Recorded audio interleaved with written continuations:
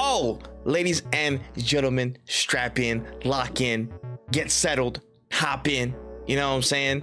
Drop it, whatever you're doing. You know what I mean? Whatever you're doing, listen in, because No Cooldown is back, baby. Episode 97. We are here. My name is That Man Trip. I talk about games, and my hamstrings are killing me because I did yard work this week, and I'm feeling the strict mortality that is my human body. But it's all right. We're here to talk games and have fun. All right. We're not here to talk about the end of times being a human. All right. We're gonna move that out the way. We'll push that aside and talk about all these games because we are at the practically the latter end of showcase season. Nintendo has dropped some news. A bunch of people have dropped some more news. We got a bunch of stuff to talk about, but I wouldn't be complete. I wouldn't be able to talk about this to the level that I talk about it in this day and age without my podcast partner in crime, Wenneth Eze. How you doing, dog? I'm good, man. Tired and hot. That's the best way I can describe it. Tired and hot. Dog, it's dark and it's hot. It feels like a DMX album and shit, but it's okay. It's all right though. You know, off the back of a lot of showcases and stuff, it's been a very, very intense 2 weeks. I'm not gonna lie, just in terms of covering everything. You've been dropping trailers, you know what I'm saying? You've been going back and forth, and not only that, you know what I'm saying? There's another reason for you to feel hot, at least a little bit. Congratulations, Mr. YouTube partner. Let's get that in right now. Let's get that in on the podcast right now, man. Shout out to Otaku channel for hitting YouTube partner. Make sure y'all check them out. You know what I'm saying? Of course, Wen, as well as Ro. You know what I mean? You make sure you check on them for all the dope content on their side, bro. I'm super proud. Everybody around super proud. And it's only the beginning. This is only step one, baby. Only phase one of the Wen takeover before he like ends up commandeering the moon and shit. We'll all be there for it. You know what I'm saying? But again, congratulations. You know what I'm saying? Make sure y'all go, you know, check out the podcast as well. No Cooldown on all audio platforms as well as all social platforms and stuff. No Cooldown everywhere except for Twitter. No Cooldown Pod. I promise one day I will actually change the handle. I promise you. But make sure you rate us 5 stars, like, comment, subscribe, all that good stuff, and let us know what do you want to see, who do you want to hear from in terms of guests and bringing them on the podcast. If there's possible, we will get it done. Dang it. And we will talk these games, you know what I'm saying, until we're in the stratosphere. And with that being said, we have a good amount of games to talk about, a good amount of news stories to talk about from this week. When are you ready? Born ready. Man, let's get to it then. Let's get to it. Let's start with Nintendo Direct 2024. In typical Nintendo fashion, they drop news that they're gonna do a showcase, you know, about, you know, like 1 day before it actually happens. You know what I'm saying? We can show up whenever we want. I mean, they low-key can with the lineup of stuff they're doing, but we had a pretty solid one, honestly, considering how close we are to the next generation of a Nintendo console, so to speak. This is basically like their last major showcase before they're done. They might have one more direct in the year, maybe a treehouse, but otherwise this is kind of the last, essentially the last Nintendo Switch Direct before we move on to what's next. So we got a lot of stuff to cover, a lot of stuff to roll through, and they opened up the show with some major stuff. Mario and Luigi are back. Yes, Mario and Luigi have returned. Mario and Luigi Brothership is a brand new title. It's been several years since the last one, and it's a whole lot of good stuff, man. Launched November 7th, 2024. I'm excited. I'm excited for this. We saw a first look at this. How did you feel about Mario and Luigi Brothership? So I am actually really, really happy that they're finally like expanding on the Mario and Luigi like franchise. A long time coming, really great game. I'm really happy that they're doing this after Thousand Year Door, showing the action RPG franchise some love, especially on the Switch. Facts. The games like this just make sense to be on the Switch. I'm a huge fan of these games, especially the Partners in Time I think was like my favorite, but Superstar Saga is probably the one that I remember the most. Beautiful animation. It looks like it still has its own flavor while keeping the graphics like of a higher standard than from like the Nintendo DS. And honestly, I'm really excited to see what this game plays like, because if this game does well, I could see another one coming on the Switch. Maybe not on this Switch, but I think that this is a franchise that with more love and support, it can definitely excel. And just from a generalist standpoint, I'm glad that they're really building up the action RPGs and just RPGs, turn-based, whatever it may be. I'm glad they've been building it back up with, again, bringing Super Mario RPG, bringing Mario and Luigi back. I'm glad they're doing this because they might have something in the bag with really supercharging these for the next generation, the next console that they bring out, and then we could see a whole different class of just just future action RPGs that look really, really good. So I'm glad that they're dipping back in the bag to bring this out, man. I was liking the look of this, bro. Just for the animation styles, the team up moves, bro. I'm sorry, the whole little section where they grabbed the red shell and was doing Mario Strikers moves with it, bro. That was some heat shit right there. He set up with the 1-2 tiki taka, and then Mario hit the volley. This shit got me hyped, bro. It got me hyped. I like the style of it. I like the look of it. The gameplay looks really, really solid to me. A fun time. And again, November, bro. This is gonna be a consistent theme of this show, but I was like, damn, November? That's soon. When they said second half, motherfucker, they meant second half. We're not playing with you, bro. This is going to launch the second half of this year. There's no other debates, waits, or anything like that. You're going to get it this year. So absolutely, I'm very, very pleased with that release date, and I walked away with that from that trailer thinking like, damn, like Mario and Luigi, like they're super back, and we're getting them sooner rather than later. So that's dope. That's really, really dope to me. We can push forward though. Let's talk about Fantasian NEO Dimension.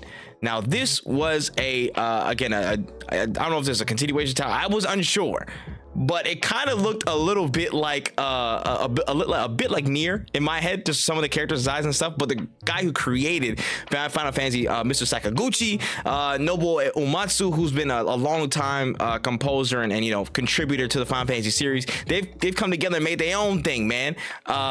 Basically, it's just like an enhanced version of Fantasian NEO Dimension. I'm about to say a lot of stuff is coming to this, and I don't know. I was interested. I was super interested in what this trailer provided. How do you feel about this? No, it was pretty dope. One thing that I liked was the main thing about like these JRPGs that may seem like forgettable to some. What they do, I feel like they bring like the best mechanics out in a JRPG. And even if we don't play this one, I hope that this new mechanic that they showcased in this trailer comes in other forms in other games, because they had a mechanic where essentially you can take all the random encounters that you would normally face and just put them all away to the side. If I'm not mistaken, it was this game that showed it. Yes. And you can you could go through it all at once at your leisure.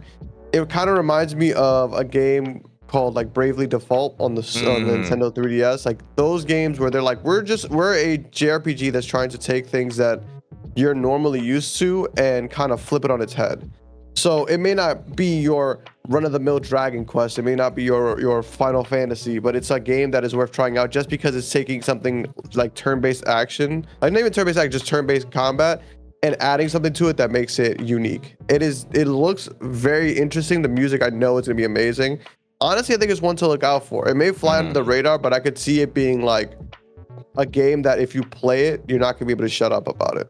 Yeah, no, 100%. And yeah, to double down with that whole layaway enemy system is super dope to me. Sometimes I just don't want to sit down and battle with every single person I see on the pathway or street or whatever.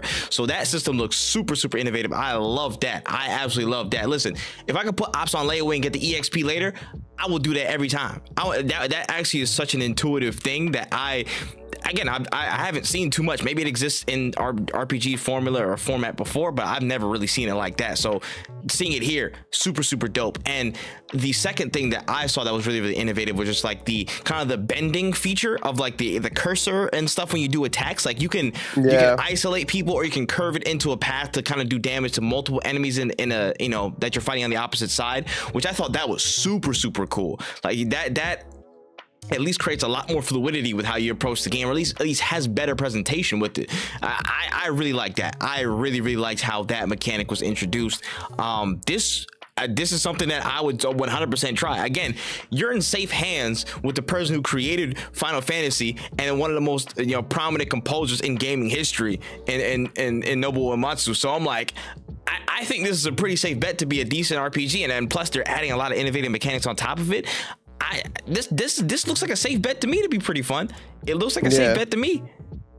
Yeah, I think it's going to be something that It may not become mainstream like a Final Fantasy, but it's something that if you're a JRPG fan, you're gonna really kick yourself for not tapping in with. Yeah, I agree. I agree. At worst, this thing might be a real hidden gem, but hopefully, I think this will get some airplay for the dynamic, elements that it brings into play. So I like it. I'm rocking with Fantasian NEO Dimension. It looks really cool off first look. All right, we can keep sliding forward real quick. Let's talk about, Nintendo Switch Sports. They're finally adding basketball to the game, and it's there. Local and online play is there. 2v2s. They got 3-point challenges. I think it was called a 5-streak battle that they dubbed it. But hey, basketball is on the way to Nintendo Switch Sports. What'd you make of that? I love Nintendo Switch Sports. It's funny because I remember I bought it when I was just hanging out with my friends, and we were like, you know what? If we all pitch in like $10, we can all get Switch Sports. And now my friend who we left it at their house, she plays like volleyball nonstop. It's their favorite game to play on the Switch, and it makes sense because it's a lot of fun. It's actually a lot of fun. I'm really happy that it's a free update. If you already own the Switch Sports, you just get it for free. Just download it, so you don't have to worry about paying extra DLC. Like, I love that they're doing that. I just wish that it would have came out a little bit sooner. Yeah, literally. Like, if it would have dropped with the Switch, I think it would have been it would have been really, really good. I feel like maybe it was an afterthought, or they just couldn't figure out the motion controls. I'm not sure really what it was, but hopefully when they drop the new Switch, if they're going to, like, with the new Switch, I would love for them to either come with a bundle including Switch Sports, or maybe even just like having a something that comes with it. You know what I'm saying? Like, I would love for them to just bundle it, or even making it free on gotta go to Wii route, man. Yeah, like, because I don't think the game gets enough love, mostly because people are like, well, why am I paying for it when this came with my Wii last time around? Like, it's just it's quite difficult to get people to pay for that. Yeah, no, I agree. And the funny thing is, I had like some extended family come and stay with my family in the house, and I pulled out the Wii, and I was playing it way more than everybody else. I said, fuck that. I'm into the training modes and all that stuff. And I completely forgot how addictive Wii Sports can be. Like, just, they know how to do it, bro. They know how to do it. And seeing this looks really, really cool. The animation looks pretty swift. I liked how smooth the passing was. You know what I'm saying? It didn't look as super like robotic or mechanical or stop-starty. It actually looked like there was some good flow to that gameplay loop. So that was cool. 3-point contest, I'm absolutely here for. I'm absolutely here for that. That looks super, super cool. Listen, more Switch Sports and free updates. Who you know what I'm saying? Who doesn't complain about free shit? You know what I'm saying? Who will complain about free shit? So I'm absolutely with it. And yeah, I do not have Switch Sports, but a sibling in my house does. So I will be stealing it off them. I'm sorry, whoever it may be. I'm not gonna say the name, but you know who you are. It's time. Give it up. Yeah, hopefully when they drop maybe another 2 updates or something, they like really push for people to like check it out, because I think it's something, or even like dropping a demo would be super beneficial for them. I agree. Yeah, I think actually it will behoove them to kind of like repackage Switch Sports, or at least a lot of like turn a couple games into free games or something like that, if you want to keep a little bit, of incentive with people, or lower the price, or do bundles, or do bundles that Switch Sports comes with the next console or whatever. I think that would sell units if it's still going to be a quote unquote Switch, or faithful to the Switch, or that lineage. Then yeah, to bundle it, fine. That's even better. But if not, yeah, doing some demo or something to increase visibility, man. Because yeah, it was the access points that got us into Switch Sports. If it would have been, it would have been Playground if it wasn't attached to the Switch, attached to the Wii off rip. So yeah, just a little bit more to increase their exposure on that, and I feel like they'll be in a better place. But basketball is cool, man. I'm with that. Yeah. All right, fairs, man. Moving on to Neo Memories. Neo Memories was I think it's coming from Focus Entertainment. Memories in Orbit is going to release in 2025 on the Switch. 2D adventure RPG set in this place called The Vessel, which is just a giant spaceship. You're going around exploring the ship, the world, just looking at all the different machines going wild and stuff. It looked like you came out of an umbilical cord, the main character did, but it is what it is. What'd you make of Neo Memories in Orbit? It looked gorgeous. That hand-drawn style is always going to be impressive to me.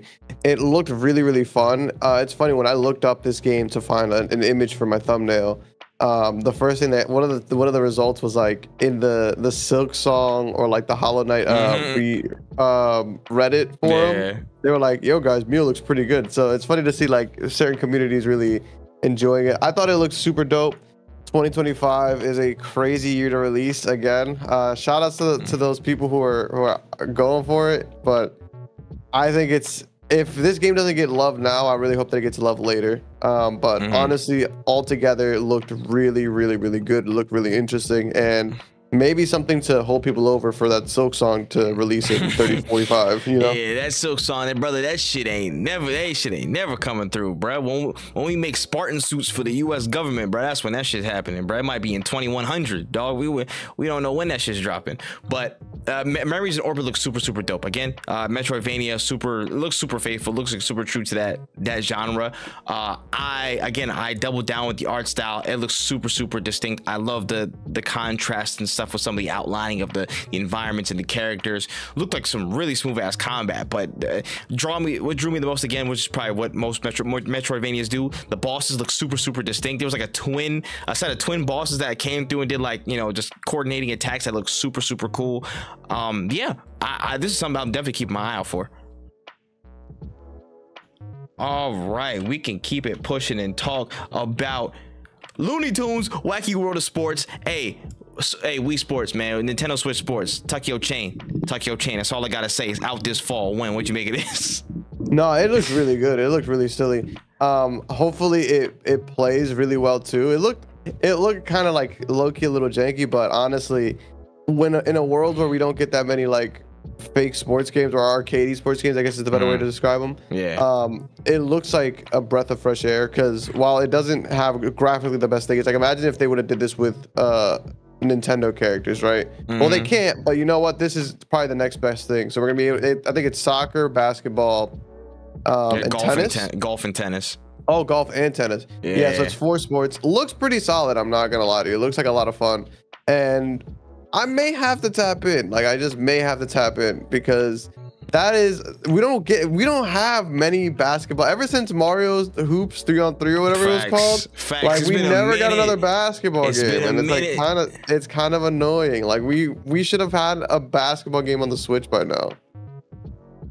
Honestly, bro, we really should have. But yeah, this looks fun, man. This looks fun. I love fun sports games. There needs to be a whole campaign on sports games that should have been brought back in any capacity, just because they were so damn fun. But again, this is right out the alley, you know what I'm saying? Going straight with all the crazy, wacky, like, you know, well, not necessarily mini games, but all the like different alterations to the map, all the Acme anvils dropping and shit, the cans you can fly out of, like little power-ups and stuff you can do. I'm enjoying this. I think this looks really, really, really cool. And depending on that price, this might be something to look out for. I ain't gonna lie. Just a little fun thing to hold on to. I'm rocking with that. All right, we can slide forward. Let's talk about Donkey Kong. Donkey Kong and Donkey Kong Country Returns HD.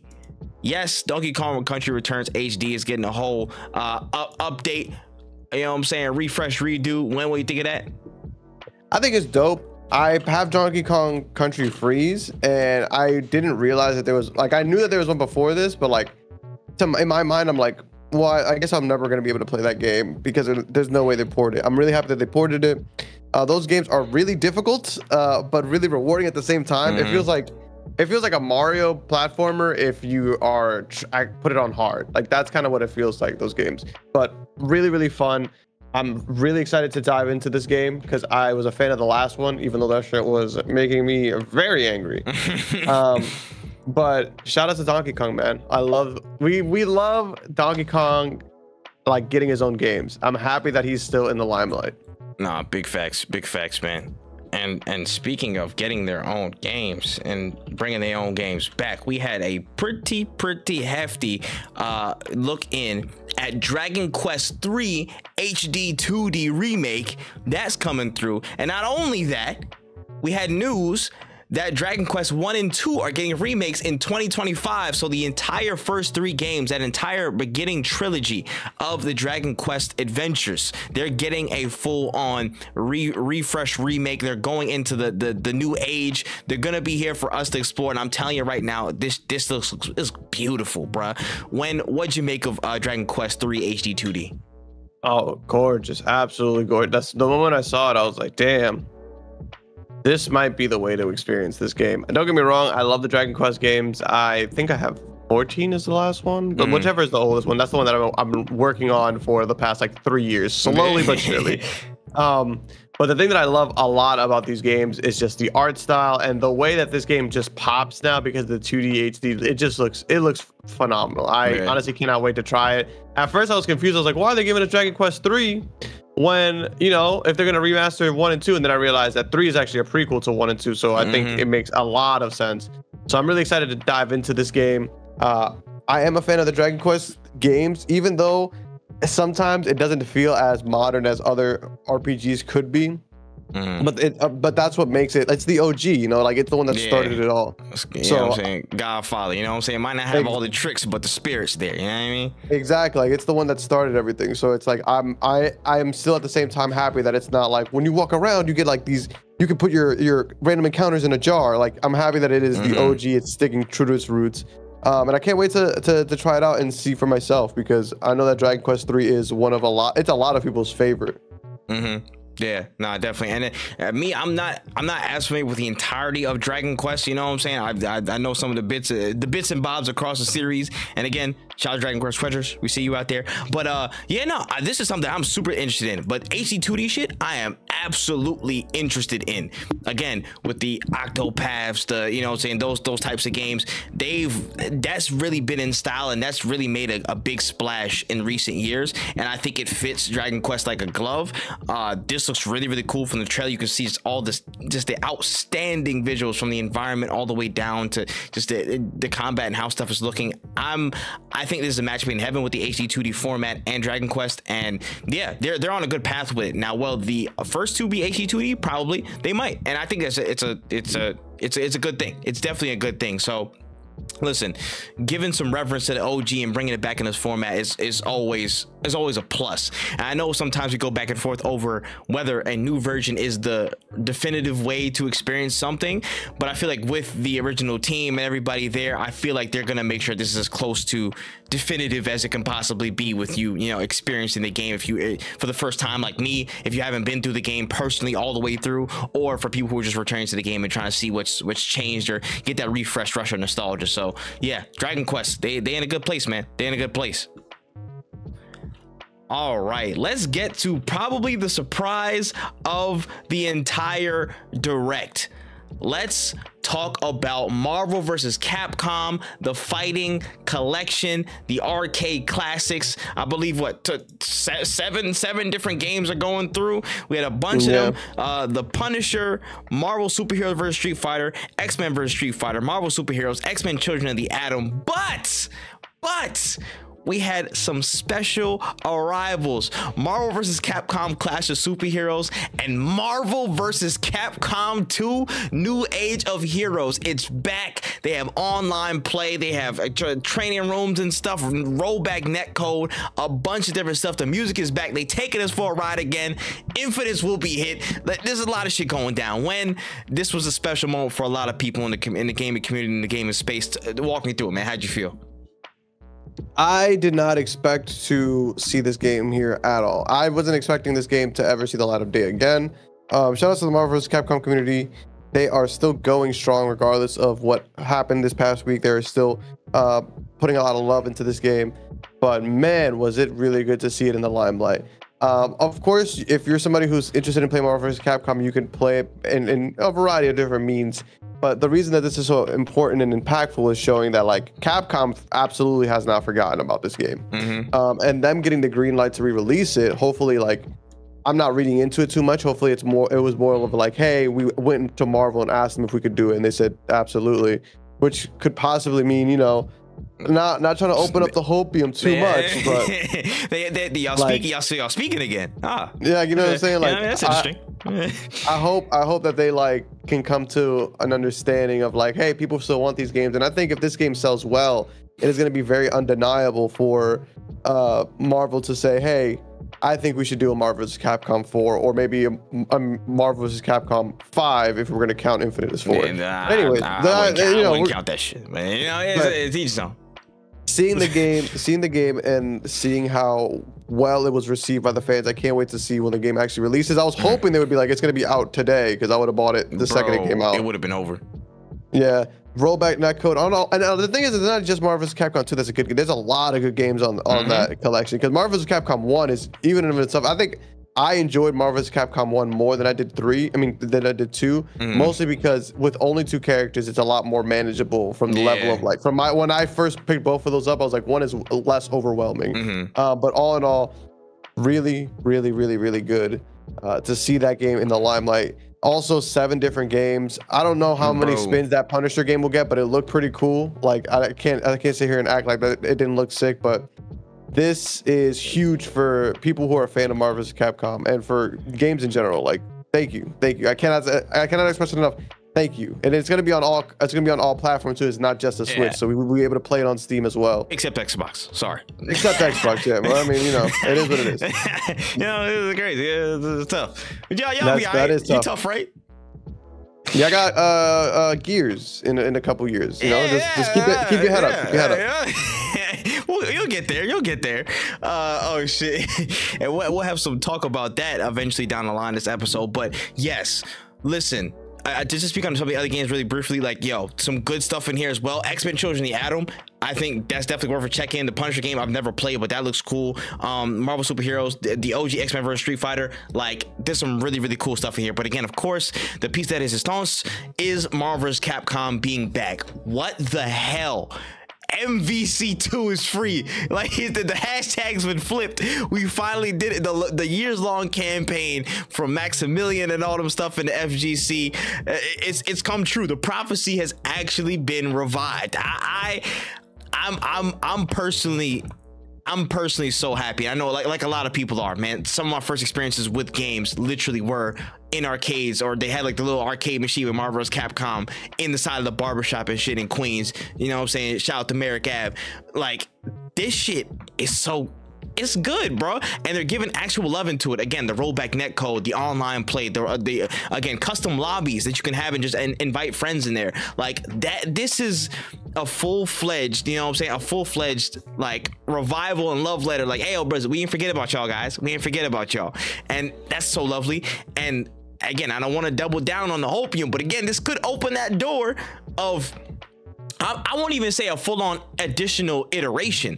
Let's get Marvel vs. Capcom 3, you know what I'm saying, refurbished, remade, or something like that. Baby step it. I won't even say a new iteration. I won't even say that. Let's just see how they build up. If this is a stress test of how the engagement and the interest level is for Marvel vs. Capcom, I'm gonna tell you right now, it's gonna be a very good one, but hopefully it is. So this is the start of this road back to where you can really start putting love back into the Marvel vs. Capcom scene, because this is something that everybody's been wanting for what? When's the last time this thing was even available to be sold and shit like that in stores? What, 2012, 2011? It's been like, what? It's been at least a decade, right? When?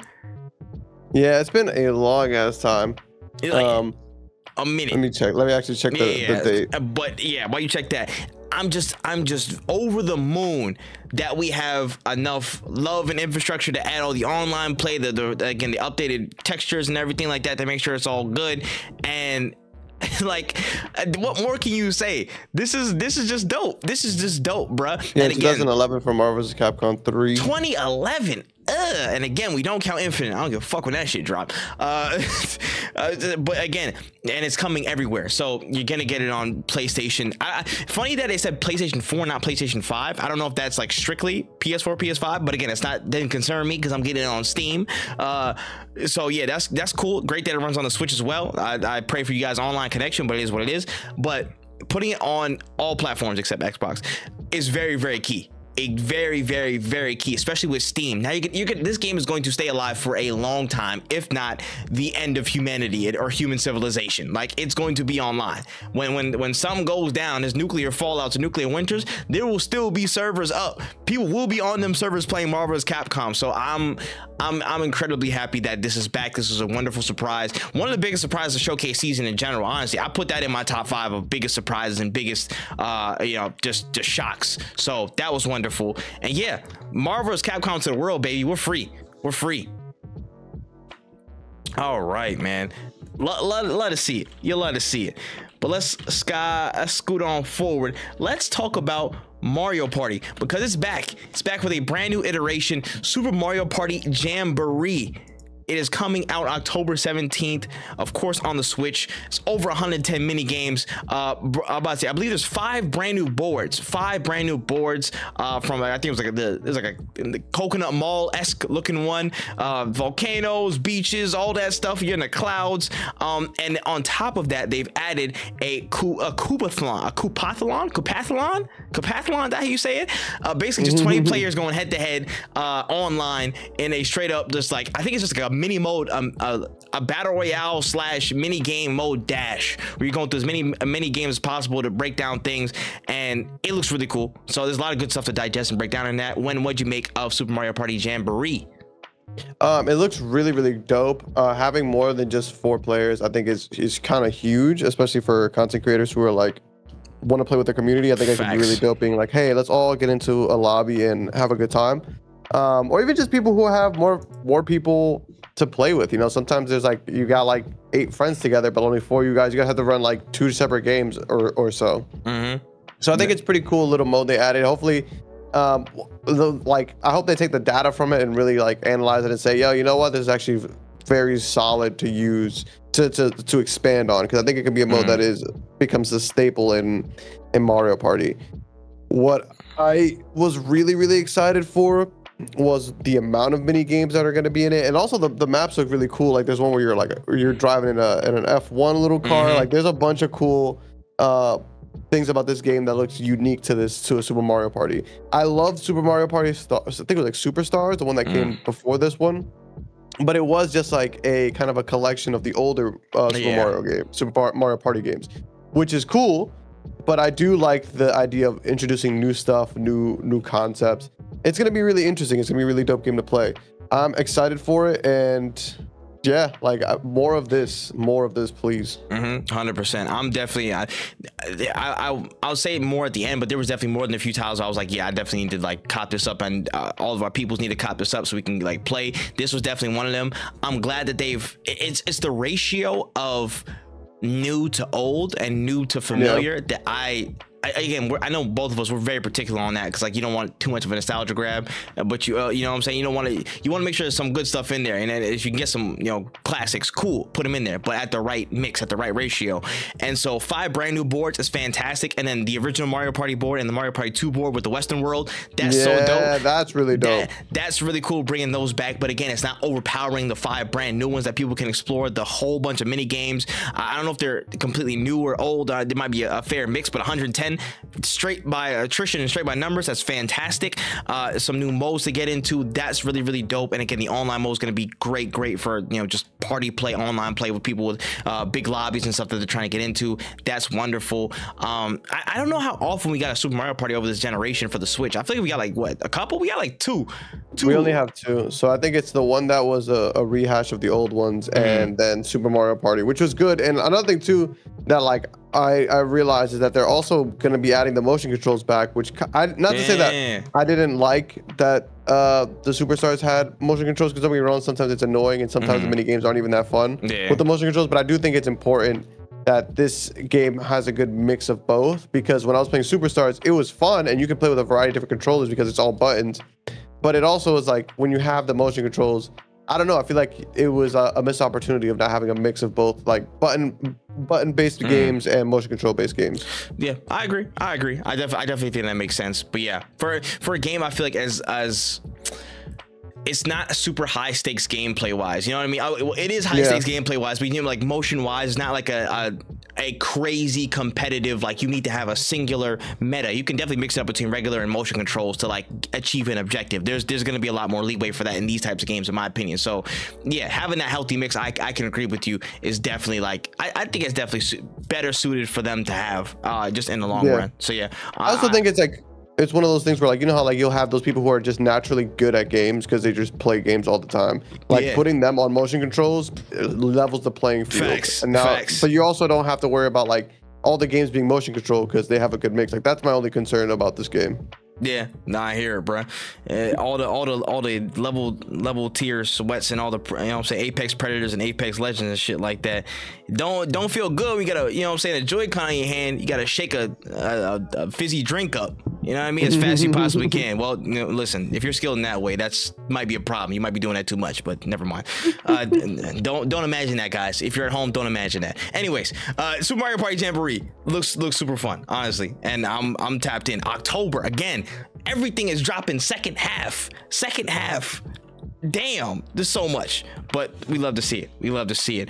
All right, pushing on here, we had a big reveal talking about the Legend of Zelda Echoes of Wisdom. The trailer opened, you know what I'm saying, Link was taking out some enemies, but a whole portal opened as he was trying to get Zelda out of the crystal. He knocked the crystal, and it turns out that this game will be based on gameplay for Princess Zelda herself. You're running through with pretty much an infinite bag of learning and crafting in the same vein. You're gonna go across the world, go across the Kingdom of Hyrule. You're gonna be, you know, doing a whole bunch of different stuff, but that ability to create things or copy things in the gameplay, whether it be, you know, just building something, using it for combat, that whole concept, that gameplay loop is embedded into this. You're playing as Princess Zelda. This looks really cool. It's launching September 26th on the Switch. When?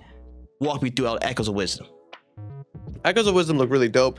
Honestly, when I was watching it and it showed me that it was gonna be Zelda, I was like, yo, even if they just use the magic combat from Tunic, even if it's just that, I think it's still gonna be a good game. But they went above and beyond and changed the game up. That is a concept that I think is simple yet very effective at creating an entirely new way of playing this game. I genuinely thought we were gonna get just your run-of-the-mill Legend of Zelda game, and I'm happy that we didn't. Having different, and like they messed me up when they were just like, here's a table. I'm like, what are we even gonna do at a table? And then they showed you like, this is what you could do at a table, this is what you could do at a bed. But then of course I was like, well, what about combat? Like you can copy specific monsters, which is really cool because it makes Zelda into like a summoner now. So it doesn't even matter what kind of like magic or other things that you would really need, because if there's a monster that is doing an attack that you really want to learn or want to use, you could just find a way of copying that monster. I think it's a really cool idea, and it expands on just because they could have easily have just done regular Legend of Zelda with the cute style that they did, you know, when they remade I cannot remember the name of the game, but when they used this same style to make that Legend of Zelda game, they were like, hey, what if we did something different and like completely flip the game 180? Like this is a completely new game now, and I'm really excited. Also excited to see Zelda in like the level of a protagonist. Like I think that's going to be also an interesting dynamic as well. Yeah, no, 100% agree. I just think it's super cool that, you know, they're not letting, in a good way, they're not letting go of that, oh, you can create and tinker with things in the environment dynamic that they've gotten from, you know, Breath of the Wild, Tears of the Kingdom. That level of plug and play and interactability with the environment is still there, but it's just manifested in a kind of a different dimension, which I think is fantastic. Again, finding a way to remix that into, again, a character that we haven't, you know, that haven't really played as in a while in Princess Zelda herself. You know what I'm saying? Putting her in the driver's seat and putting that twist on the mechanic, or that genre of mechanic, or that side of mechanics in general. I think that's really cool. Honestly, I liked what I was seeing, and just thinking of all the wacky shit that people can do potentially. I saw people going off on Twitter about, oh yeah, what if we're in a boss fight, we just like put a bed down, rest, regain health, and then come right back to it middle, and like there's nothing the boss can do. Like that's some funny shit. I see people talk about being wrestlers and putting people through tables and stuff. Like it's just a lot of funny things, but again, these things are potentially plausible right now. We don't know what the bounds of the gameplay are. It looks like, again, there's a lot of innovation and creative input that the player has, a lot of creative incentive that the player has to, you know, operate in this space, operate in this game. And I feel like Nintendo and the Zelda team has really tried to make that a focal point over the past, what, 8 to 10 years, and I think that's worked wonders for them. That's paid dividends, and we're getting another iteration of this in a different, you know, style with a different character. They're putting more spins on it, and this is something it's textbook. It's textbook.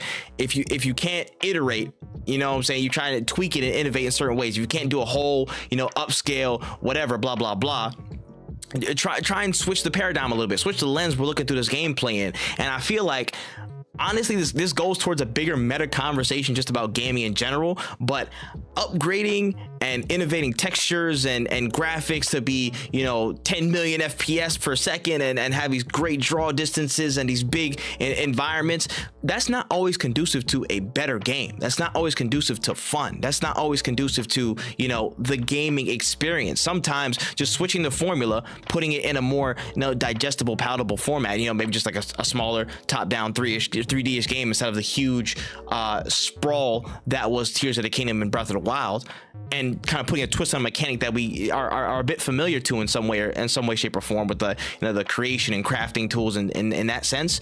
That could be more fun than jumping to a whole, oh yeah, like this crazy grandiose game. It's like a million miles and 200 hours to complete and shit like that. Like, sometimes the simplest solutions and the smaller solutions create the bigger impact in terms of having fun, having a more enjoyable experience. And I feel like that this is a step in that direction. So Echoes of Wisdom, I'm 100% again looking out for. Damn, 2024 second half, they weren't lying again. They're still not lying. It's still second half, but that's what I mean. So I'm pretty interested in this game. See, at least to say. All right, man, we can slide on and we can talk about the final reveal of this direct, man. I didn't know they were going to do it. Nobody knew they were going to do it. I was surprised. I was shocked. I was befuddled, hoodwinked potentially. But Metroid Prime 4 is alive. Metroid Prime 4 Beyond is here. We got a new trailer for Metroid Prime 4. We actually got gameplay involved. You know what I'm saying? Samus came off the ship that looked like her mask. She jumped in. She was getting busy. It's a bunch of gameplay around. It's dropping around 2025. We got the year date at least. When it's alive. It's alive. How you feeling? It's very interesting to see. It's about damn time. Is like the first thing I thought of, because not to be rude, but I remember watching the Nintendo Direct where they announced like the Switch. I don't think it was the Switch. I think it was like the first Nintendo Direct after the Switch where they announced this game, and I was like, oh my god, we're gonna get Metroid Prime. And I don't want to sit here and pretend like I'm a huge Metroid fan, because I'm not. I've only really played like the side-scrolling ones a lot more than the Prime games. But I thought it was an amazing moment because I know that this is something the community has been wanting for a long time. And the fact that I was like, after that showcase, I got the Shin Megami Tensei game that they promised from that showcase as well. That also took forever. But I was like, damn, I don't know if we're ever gonna get a Metroid Prime at this rate, because look at how long it's been since that announcement. And I'm happy that they were able to show something. At this point in development, though, I feel like we should have gotten a day, maybe even a release by now. If you were to be asking me, if we want to get real critical about it, but anything is better than nothing. So I'm really excited to see the Metroid community really excited about this game. People fanning all over the place, like it's bananas. But honestly, I'm just happy that this game exists.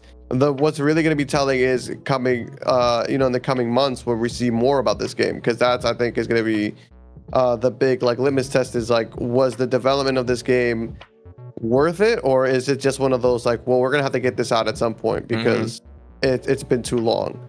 But knowing Nintendo and seeing how their games tend to come out, most times they take their time for a good reason. So I'm expecting big things, and I don't think I will be disappointed.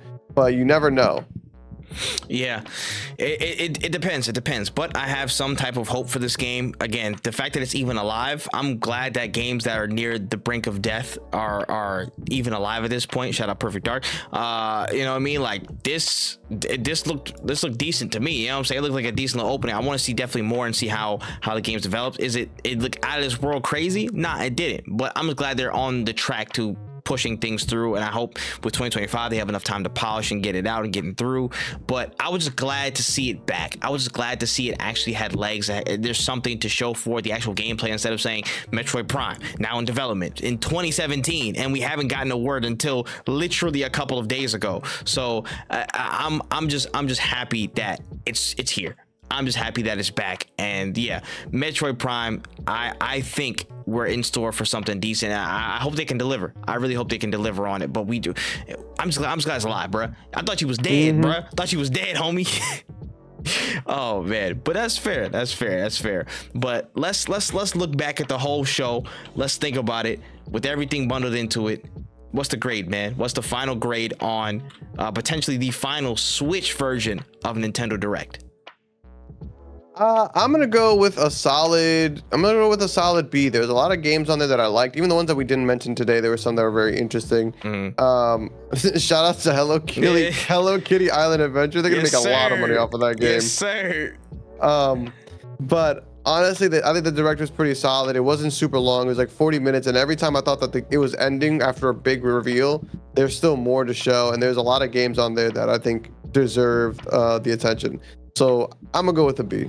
No, fairs. Yeah, there was a couple stuff that we did not mention as well. The Ace Attorney Investigations collection that was coming back through. Shout out to Ace Attorney, Phoenix Wright, and all them men there. Let me see. There was a couple of things. All the kids gonna be excited about Disney Illusion Island, all that stuff. Darkest Dungeon 2 got an announcement. Oh, yeah. That little switch on style from Metal Slug Attack Reloaded, I thought that looked pretty cool as well. There might have been one other thing I might have been missing. I'm skipping all the anime games. I'm sorry. All the anime games are getting skipped. I'm sorry. I cannot take it. Fairy Tail 2 got announced for some reason, which was pretty funny. I was like, okay, yeah. All right, yeah, Fairy Tail, nice. All right, we see you. But overall, when you think about it, there were some solid things that got put into perspective for me that I was like, yo, I'm genuinely going to consider buying, if not 100% buying this in the second half of this year. So only in a couple months time it's coming through. Again, Mario and Luigi Brothership, Fantasian NEO Dimension, Mio Memory, I'm about to say, yeah, the Mio game, Dragon Quest Remake, Marvel's Capcom, which was one of the biggest surprises of the season so far, Super Mario Party Jamboree, Zelda Echoes of Wisdom, and Metroid Prime. Well, that's outside of this year, but still a notable release. Those are some heavy hitters, man. Those were some heavy hitters. Honestly, I would say with the level of stuff and considering how close we are to the next console, they could have definitely phoned it in. They could have said, whatever, this direct is whatever. We can just call it a treehouse and half it, or whenever y'all get stuff, y'all get stuff. But they had some shit to scrape together. And it's funny how the stuff that they do at the end of their console life is better than how some people started their console life this generation, which is insane to me. You know what I mean? Like, that's wild to think about. But very, very interesting stuff. Nintendo put out a really strong direct. I think they probably had top 3 directs without question this season so far. I'm gonna say B+. I'm gonna just put them in B+ territory. I think they put out a really solid show despite the anime games. That's fair. But yeah, that's good though. That's good. So shout out to Nintendo. Y'all did justice to man. Y'all did justice. Y'all brought the spirit of E3 back a little bit with that one, man. Y'all put into the spirit bomb, man. We appreciate y'all. But let's slide on to the quick bites. Let's take a quick look at some things here from the space. Let's talk about Mr. Miyazaki, you know what I'm saying? Mr. FromSoft himself. He was kind of in the news talking about, just Elden Ring and, the impact of it and stuff with only a couple of days left until A Shadow of the Erdtree drops, which everybody's literally preparing for in their lives. I am. But he basically commented, he's still in the process of making his ideal fantasy RPG. He said, quote, "Well, Elden Ring is not quite it. It's getting closer." What do you think of Elden Ring not exactly being there? I wonder what he means by it, and I wonder if it's like the feel of the game. Maybe it's just not as grandiose as he would want it to be, or maybe it doesn't have, is not as ambitious as like being able to fly your own dragons or et cetera, you know what I mean? I think that it's very interesting that he believes that, because some would argue that Elden Ring is like the greatest fantasy game we've gotten so far, and I don't think that's a crazy argument to even make. Like, I think that game has done more for that genre than one could really anticipate. The only game that I can even think even kind of comes close, and it's not really that close, is like Dragon's Dogma. But even then, like the combat system of Elden Ring in recent times, that I would say Witcher 3. Oh yeah. That's another good one. Yeah. Like, but it's one of those things where it's like, even in Witcher, like, you can't just be an archer and just an archer type of, like, it's just like, it really depends on what his ideal fantasy world looks like, right? And I can read you the quote here that gave a bit more context. So he was quoted in the PC Gamer article stating, and I quote, it's hard to say without giving spoilers for my next idea or our next games, but I think one thing that's not necessarily missing but makes it difficult to achieve my ideal is that when I play it, I know everything that's going to happen. I already know everything that's going on. So in terms of enjoying the game from a player's perspective, I'd love to not know that. And for somebody else to make my ideal fantasy game, please, if possible, then I can just enjoy it as a player. So that's funny. I guess it's just him not wanting to be like an absolute fiend and knowing every single detail and nook and cranny of his games. I guess I think he's talking about the mystique of it, just the mystique of the fantasy world and kind of unfolding into it. I assume from what the quote is saying. So I don't know. That's an interesting perspective to have. So I guess it's just the mystique, mystery, and probably like maybe a bit of suspense of exploration and actually getting into the game itself. Which, you know, maybe for some of his future games he might not have all the purview over, which would, you know, I don't know if that's the greatest thing in the world, but also would give him that opportunity to, you know, not see every little bit and nook and cranny of the game. But yeah, interesting that, you know, that he had that perspective. But I understand it from some of his reasoning. Yeah, and it's really funny that like it's funny that you say that, because I also saw, I think it might have been in the same interview or a different one, where he says that he doesn't want to he wants to do his best to make sure that nobody in FromSoft gets let go or fired. Yes, yeah. And honestly, I think at some point in his life, if he's able to retain those people for that long, he may be able to. Yeah. Well, not even just a successor, but he may be able to just be like, I'm just not gonna do shit. I'm just gonna like, not do shit, but I'm gonna take a step back, because those people know him and have been working with him for so long that he will be able to enjoy his games like a player. And honestly, I think most people should. Like, I think it's something that to us sounds wild. It's like, I want somebody to make my favorite thing for me without me having to know or do anything. It's like basically saying, I want somebody to plan the perfect surprise party for me. It's difficult, but when you have people in your life who've known you for so long, I don't think it's impossible. But honestly, it also kind of goes to show his creative mindset behind everything, is that like, he is still at the end of the day trying to create something not for money or for profit. He's just trying to create an all-around good product, because he himself doesn't care about anything outside of it being great. Yeah, I agree. Yeah, and I feel like maybe another dimension where I don't know. Maybe he's thinking, maybe he's not. This is a reach. You know what I'm saying? This is from out of thin air, or at least what I think. Maybe in terms of the delivery of the storytelling, because again, the interactive elements of the world, there's so many pieces of it. Maybe how the story is unfolding and how it's told in certain dimensions in Elden Ring. Maybe he's like, yo, if there's any way we can kind of push it to where there's so many more either variables to consider or ways a story can, you know, kind of progress in certain points, you know, to kind of really put people on their toes, or put himself on his toes, you know, with the narrative and stuff like that. I don't know. Maybe it's a narrative crafting thing as well. Maybe that's a part of the dimension. There's some things that he's definitely not giving up. He's like, yo, I don't want to say this shit without giving all this shit up. But I don't know. Maybe that could be a piece of it, to where, you know, like the storylines and not necessarily how they're built now, because some of them are fantastic when they're built out. You know, like when they're there, like all the stuff that we got in Elden Ring, most of the stuff we got in Elden Ring is fucking fantastic in terms of narrative building. But I guess maybe in terms of him trying to create that little extra oomph in terms of how he delivers it across the game, maybe that could be a piece of it. I don't know. I'm just spitballing, but it's interesting to see him kind of talk about where he would want to push it next, because where the hell do you push it next after you already created one of the greatest RPGs, you know what I'm saying, one of the greatest games of all time? This shit crazy. Shit is crazy, bro. Insane. But that's not all we got from Miyazaki, man. That is not all we got from the bull, because we had a whole little chat in that same PC Gamer article about co-op, and namely seamless co-op.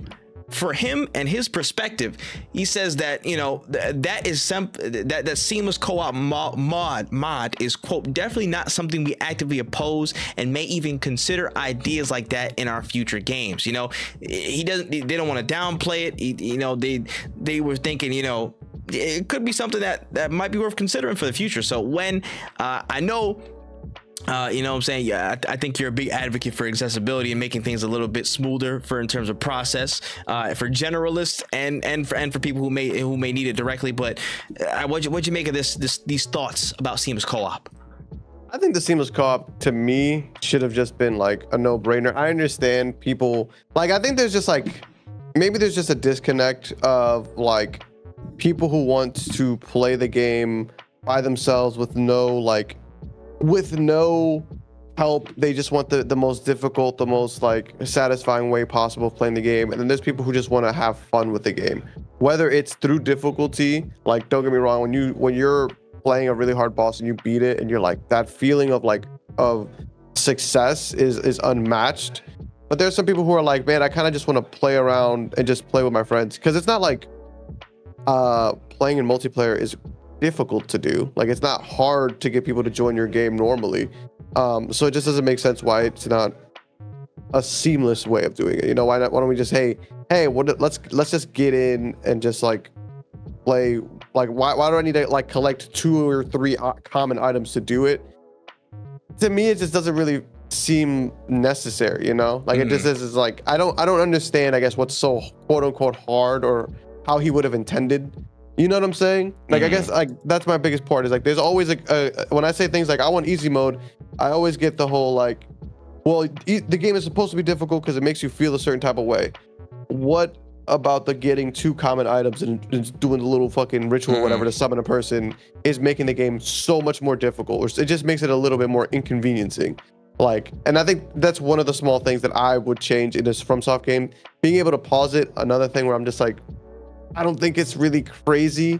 It's not going to make the game that much more difficult. It just makes it more annoying than anything else. And maybe that could be what it means about wanting to make the perfect like RPG, finding that mix of like difficulty and unforgivingness, and while also not making certain aspects annoying or unnecessary. Yeah. Everybody has a stance. Everybody has a thing. You know what I'm saying? I know there's a lot of the Souls-born purists that are out there.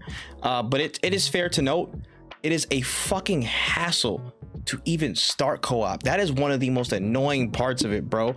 I since I was new to the series, you know what I'm saying, with Elden Ring and stuff like that. I mean, I played through some of Bloodborne. I never really finished Bloodborne. Fuck Bloodborne. That shit was a pain in my ass when I first played, because I was a shook one. But that's beside the point. All right, Elden Ring, I feel like that co-op pathway, that whole setup to get the ingredients, you know what I'm saying, you got to get the fucking amulet and the sword and go to this place, go by a campfire, put the little graffiti down and shit like that, like you make a little emblem spray like you're in Call of Duty Black Ops and shit like that. Like there was a lot of unnecessary hassle to get another player in there, bro, for me. So having seamless co-op, in my opinion, would be a very, very fantastic add in terms of future experiences. And this is something for them to consider if they want to open up their, you know, their player base even more. Again, this might appeal more to the casual. It is what it is. I just yawn because I'm tired of these fucking purists talking about, hey, that's not how you play the game. You gotta summon it, bro. You gotta fucking summon shit. No, motherfucker, I don't want to do all those steps. I don't want to do a freaking like 57-page manual in German on how to summon one friend and come fight one boss. You know what I mean? Listen, my preference is to absolutely have seamless co-op. Absolutely have something that's there. This is one thing where I have to applaud the FromSoft team again. And this is also something, another adjacent story that came out about them talking about guides, and how guides were like, you know, they recommended them in some cases. For the FromSoft people, like, yo, absolutely use guides. If you need to, absolutely use guides. Though that's a completely valid way to, you know, to get through shit, because if you don't know, how the fuck are you gonna get through these things? You know what I mean? Like, I appreciate that they recognize that there's you know, there's different ways to approach and crack the egg. There's different ways to approach it. You know what I mean? That there's just how they thought of one thing that it should be, but they don't know if it can be improved on the other side if they adjust something like the co-op, for instance. If the seamless co-op is in my opinion, I think it'll make it that much better. Just having that ease of access to get people in, especially I feel like especially now, you know, you got Kai Cenat and everybody playing the game. Everybody, you know what I'm saying, a whole bunch of people in the mainstream are gonna get exposed to this game. They're getting exposed to this game. Everybody and their mother streaming it because Kai streamed it and shit. Now there's a whole resurgence because of because of the new content drop, the expansion that's dropping this week as of this recording. There's gonna be a lot more heads looking at FromSoft from here on out. So creating easier pathways and easier bridges to involve people in that experience, I feel like it only helps them in my eyes. Again, for the purists, it may be an attack on what you hold near and dear, and all the fucking amulets and seals and shit like that, and all the little notes and stuff. Like, that's dope, get it. But for some people, it's just a big ass hassle, bro. It's just a big ass hassle. And I would love to see a seamless update into the co-op modes, into the co-op, you know, configuration or system, whatever you want to call it. So yeah, that's just me though. That's just my opinion. But at least they're considering it, which I appreciate. All right, let's keep it pushing. Let's talk about Xbox in the form of E3. When you remember that little IGN interview that Phil Spencer did after the Xbox showcase, I'm pretty sure they were live during IGN Live or something like that. Apparently, there was a bunch of reports that came through that IGN were instructed and even offered prizes to the crowd and stuff, and they were throwing out t-shirts and throwing out things to get the crowd jazzed for Phil Spencer being there, and for basically forcing some claps for some of the responses that Phil had to some of the tough questions, like why was Tango and Arcane Austin shut down and such. So I mean, this looks kind of crazy. There was some footage floating around there as well of IGN, like staff members or whoever. They was throwing some shirts out. There was some like little things to try and get people hyped and applause and applaud them, and which kind of created some, like, you know, some half and half moments there. But what'd you make of this? Kind of nasty business, especially when like IGN also bought out a lot of different game outlets not too long ago this year. Like, I don't like the idea of them creating a monopoly, and it very much gets compounded with the fact that you're out here like pandering to execs by making their lives a little bit easier. Making Phil Spencer comfortable answering uncomfortable questions isn't going to be the change that you're hoping it brings. It's only going to make things significantly worse. If you believe things are worse, IGN, you know, like if you believe everything is cool, hunky-dory, hey, you know, that's on you. You guys can sleep well at night, maybe. I don't know. But me personally, I think having Phil Spencer answer to a crowd that is not happy with him is probably the best thing for him and the space right now. We need genuine answers. We need him to feel the anger of the people who just got fucking fired. And if you're gonna sit here and tell me that like IGN was just trying to like make it easier for him, it makes IGN look spineless. And when people make fun of them for all the years that they've been making fun of them, it's really hard for me to defend them when you guys aren't standing on business. You guys are just being like throwing them softballs, you know? We don't need that. They make millions of dollars. Like, if, hey, give me $1 million and I promise you I'll talk to angry gamers, no problem. You know what I'm saying? Like, it just doesn't make sense to me, and it also just really destroys IGN's integrity, because now when people say things like, hey, maybe that Hogwarts game wasn't a 9 out of 10, and they're like, no, we believe it was, like, nah, it seems like this isn't the first time you've accommodated a big company. Yeah, that's just nasty work, bruh.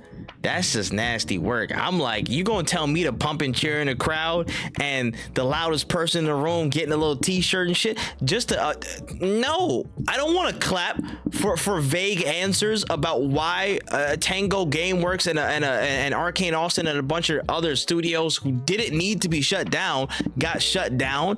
I don't want to do that. No, why are you forcing me to do that? Why are you pushing? Why are you enticing me to do that shit? This is very, very nasty work, bro. And it's just unfortunate that the unfortunate space that we live in, that, you know what I mean? Like, it's the IGN's platform, and of course they want to maintain a good relationship with all these gaming companies and stuff like that, but letting that kind of interfere with getting to the truth of the matter is always going to be a conflict of interest for me. And again, in some cases, in most cases, unfortunately, a lot of these motherfuckers are not trained journalists, and then they're not, you know what I'm saying, to the code. Again, we're not trained journalists, but at least at the minimum, we would want the truth. We would want the actual fact of the matter in this case. You know what I mean? Like, or we wouldn't ask the question. Like, if we don't want the answer to the question, just don't ask the question. Exactly. But you can't be like, we're holding their feet to the fire.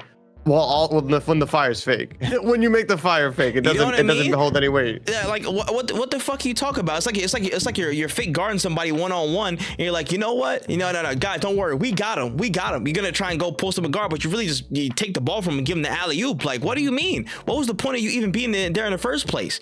Like, it just baffles me how this still continues, and I'm glad it's getting called out, because listen, especially in this day and age in the gaming industry, there's a lot of questions that need answers, and the transparency is going to win out. throughout, man. Transparency and good intentions are going to win out in the long run.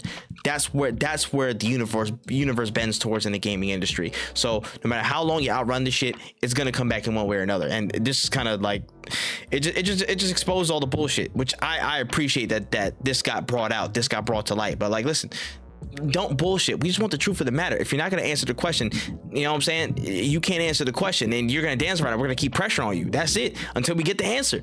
But again, that just goes back to just getting to the truth of things and whether people want to or not. And in some cases, some motherfuckers with interest don't want to, which sucks. All right, we can slide on here. Let's talk about the arena fighter in the whole entire world, Dragon Ball Sparking Zero, ladies and gentlemen. They've had a whole bunch of stuff drop over the past week and change. We got words of new modes, new, you know what I'm saying, features, more characters, all that good stuff. A whole bunch of people got access to gameplay and whatnot. But we've got an important note from Dragon Ball Sparking Zero producer Jun Furuya. And he said that characters are not going to be equalized in terms of how they're fighting, what their power levels are and stuff like that. They won't be fighting on equal terms, all right? It's not going to be like Dragon Ball Fighters. It's not going to be like that. Basically, if you are, you know what I'm saying, like Omega Shenron and you're fighting against Yajirobe, you are expected to whoop Yajirobe's ass unless you don't got the tech, all right? The power levels will be there.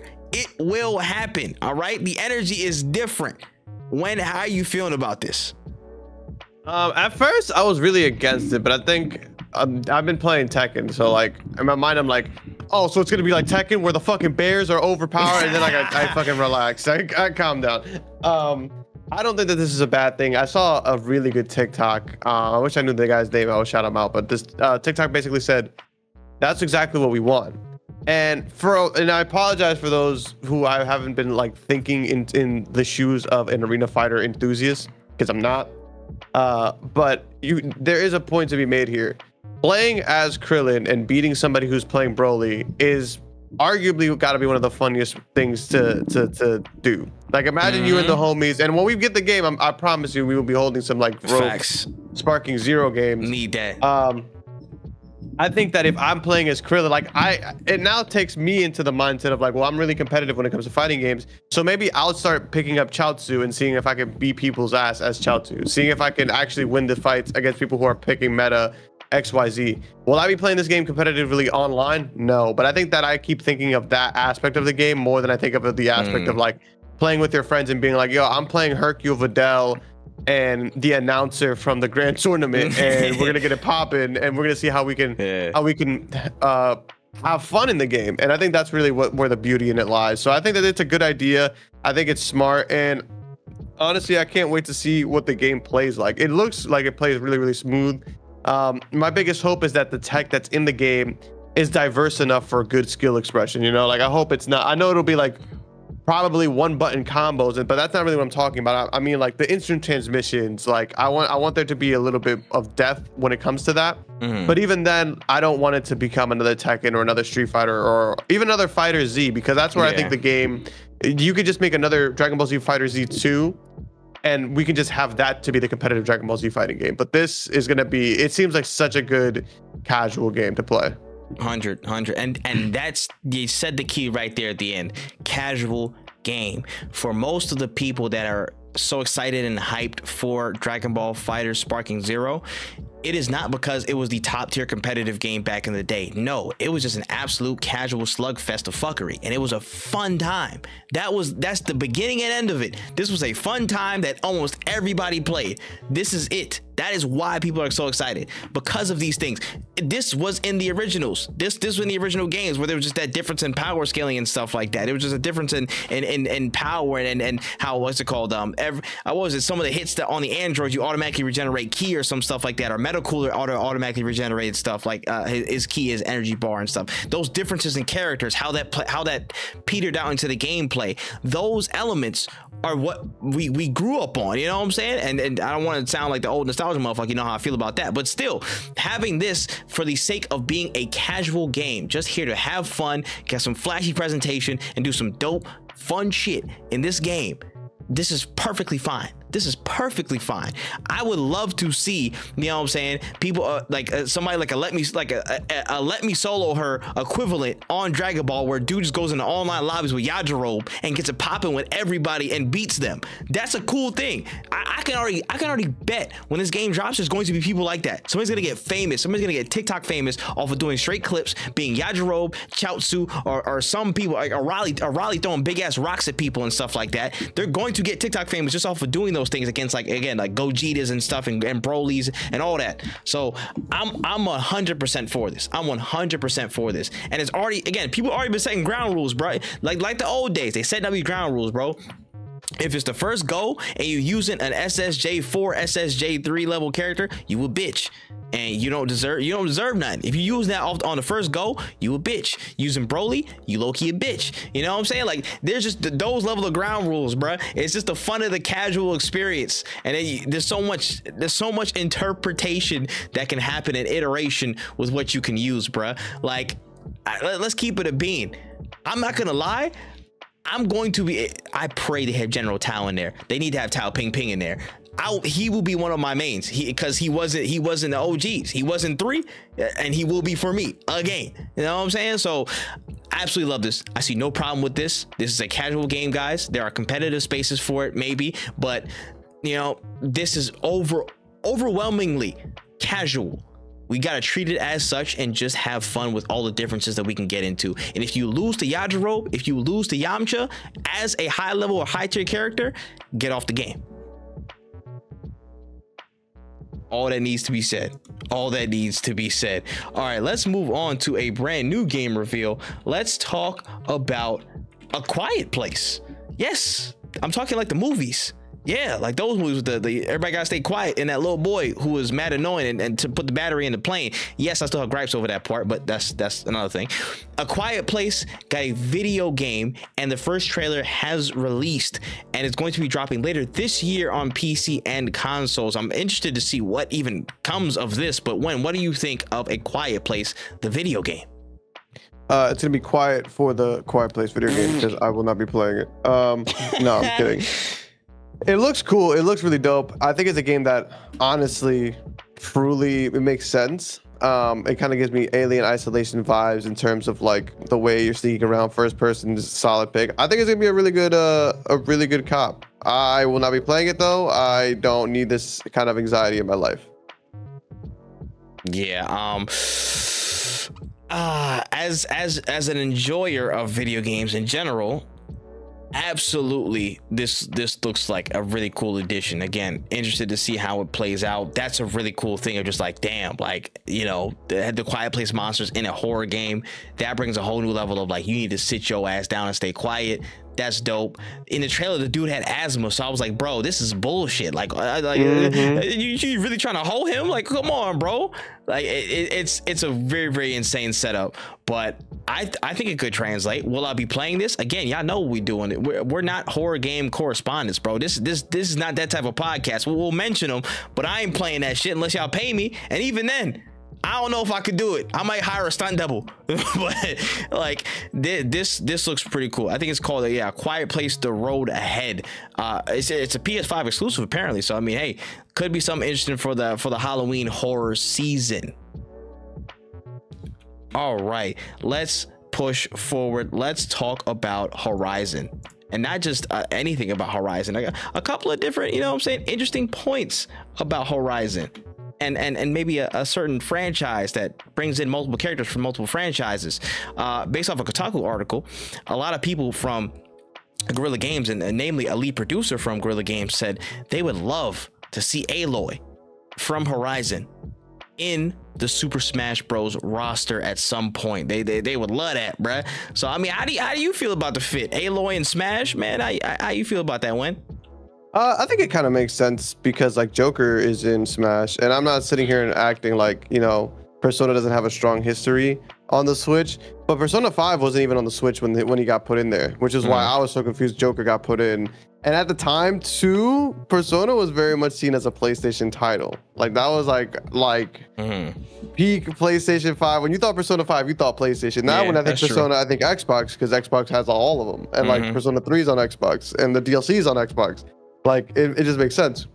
But I don't see this as being a bad thing. It would make sense. I personally just wish PlayStation would just make their own arena fighter. But hey, you know, they failed one time and it's over for like, it. damn, bro. The aim of the game is fix yourself up and try again, bro. Like you couldn't think of a second effort. Persistence, guys. Like, damn, bro. Let All Stars live. Like y'all did something different. Like, man, I'm not gonna get into this. We're gonna be here all day. All I'm gonna say is that y'all could have just followed the formula, but no, we gotta do whatever Smash. But what? Anyways. I think Aloy would work in Smash. I wouldn't be surprised if they added the character in, because you know it's supposed to be a celebration of video games, and if you're telling me that you can just get that the people who make the game are excited about it, like, why wouldn't I be like, sure, why not? Because I can't imagine them making Nintendo pay for that the way Sora. I'm sure they made Sora have a price tag. I'm sure I'm sure PlayStation would give it. If not, maybe they'd even pay to put them in there. You know, to put Aloy in there. 100%. And I don't know if any of those Smash surveys are still out there. They probably are still out there, the archives and stuff, but I doubt Aloy was like really high in any of those. I doubt you know what I'm it. saying? I don't think she would be high in a PlayStation All-Stars ranking and shit like that. I feel like she'd be like 6th or 7th, which sucks. But moveset wise, like the when you think about like her moves and the world she's from and the powers that she has and stuff, what she's capable of, moveset easy fit.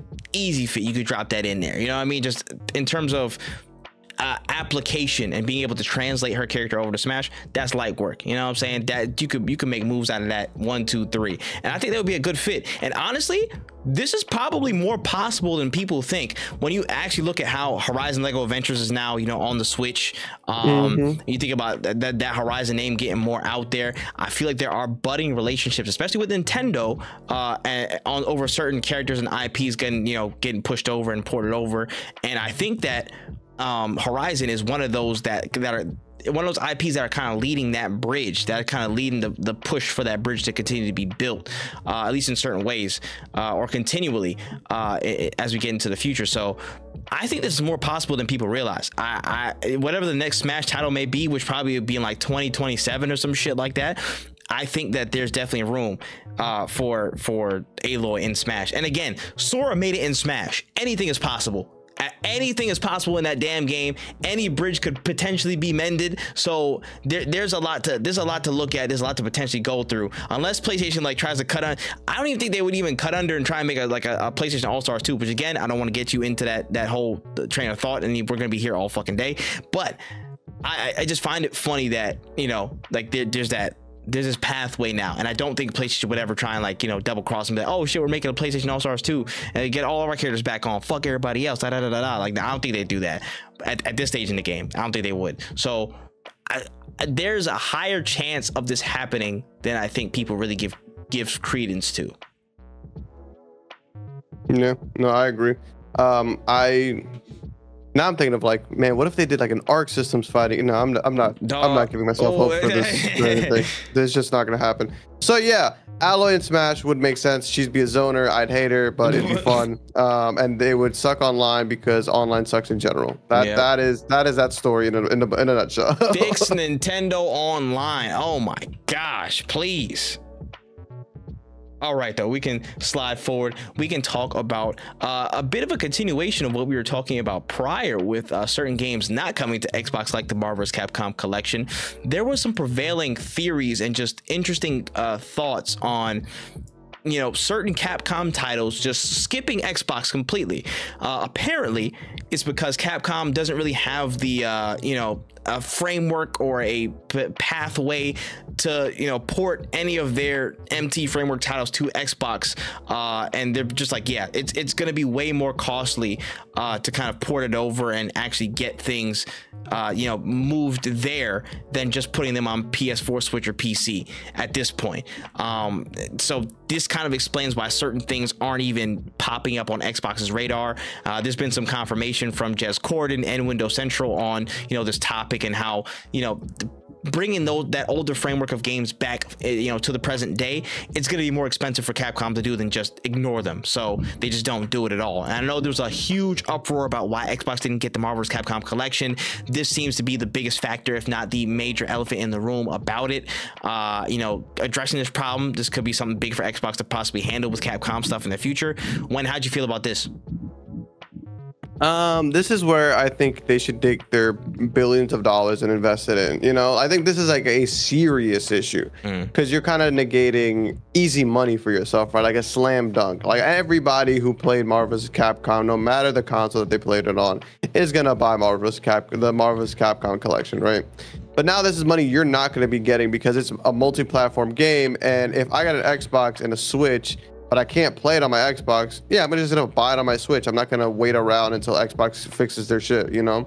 And if I do that, and then eventually I'm sitting here and now Capcom titles are on there, I may still play it on the Switch because if it plays fine, then it plays fine. Or maybe I don't even play the game for that long, but regardless, I still think that it's just like inexcusable. Like they really should kind of have this already sorted. It really shouldn't be that big of an issue.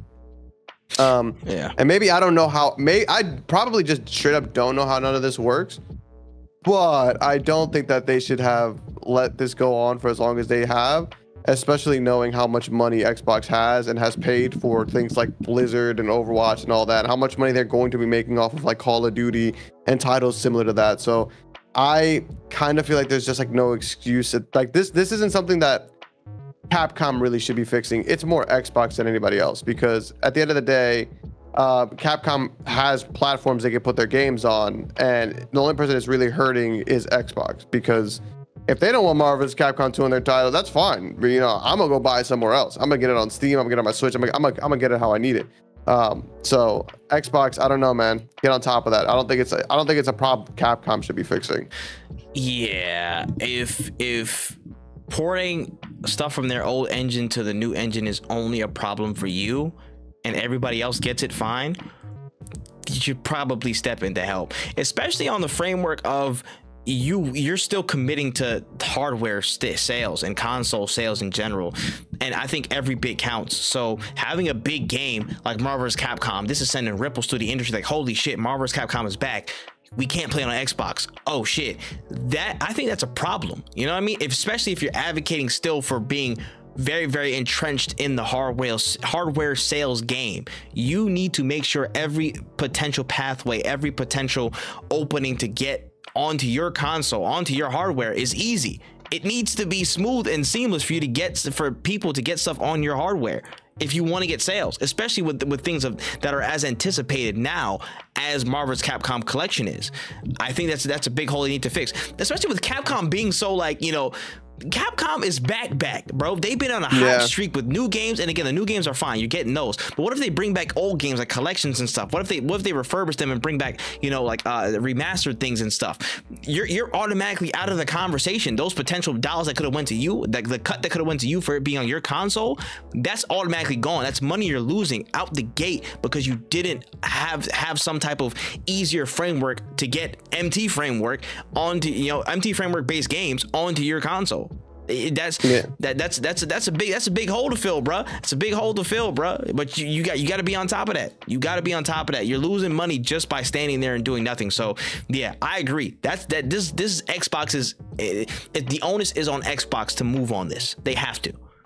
Yeah, and I don't want to be super dramatic about it, but like these kind of things matter, right? Like if I bought an Xbox, if I told somebody I bought an Xbox and I played Marvel vs. Capcom 2 as a kid, when it comes time to upgrade my console and I find out that this game, there were a couple games on Xbox I couldn't get, and I found out that Xbox wasn't really trying to fix that issue, like it's gonna make me really second guess whether I want to stay with this company or not, because at the end of the day, the games are what do the talking. The services are great. We love Game Pass. It's an amazing service.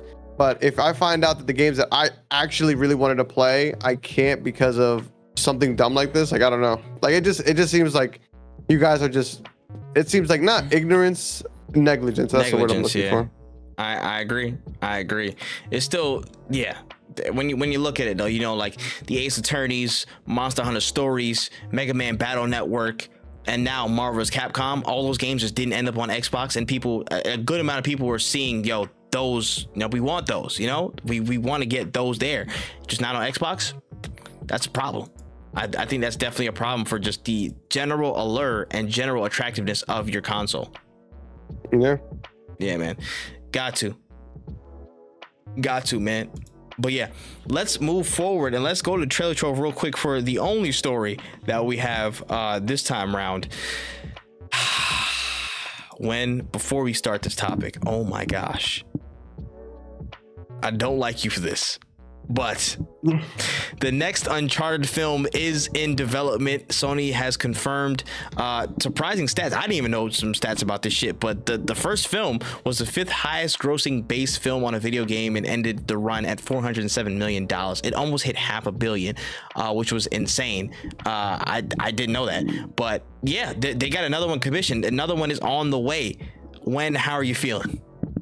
Hey, man.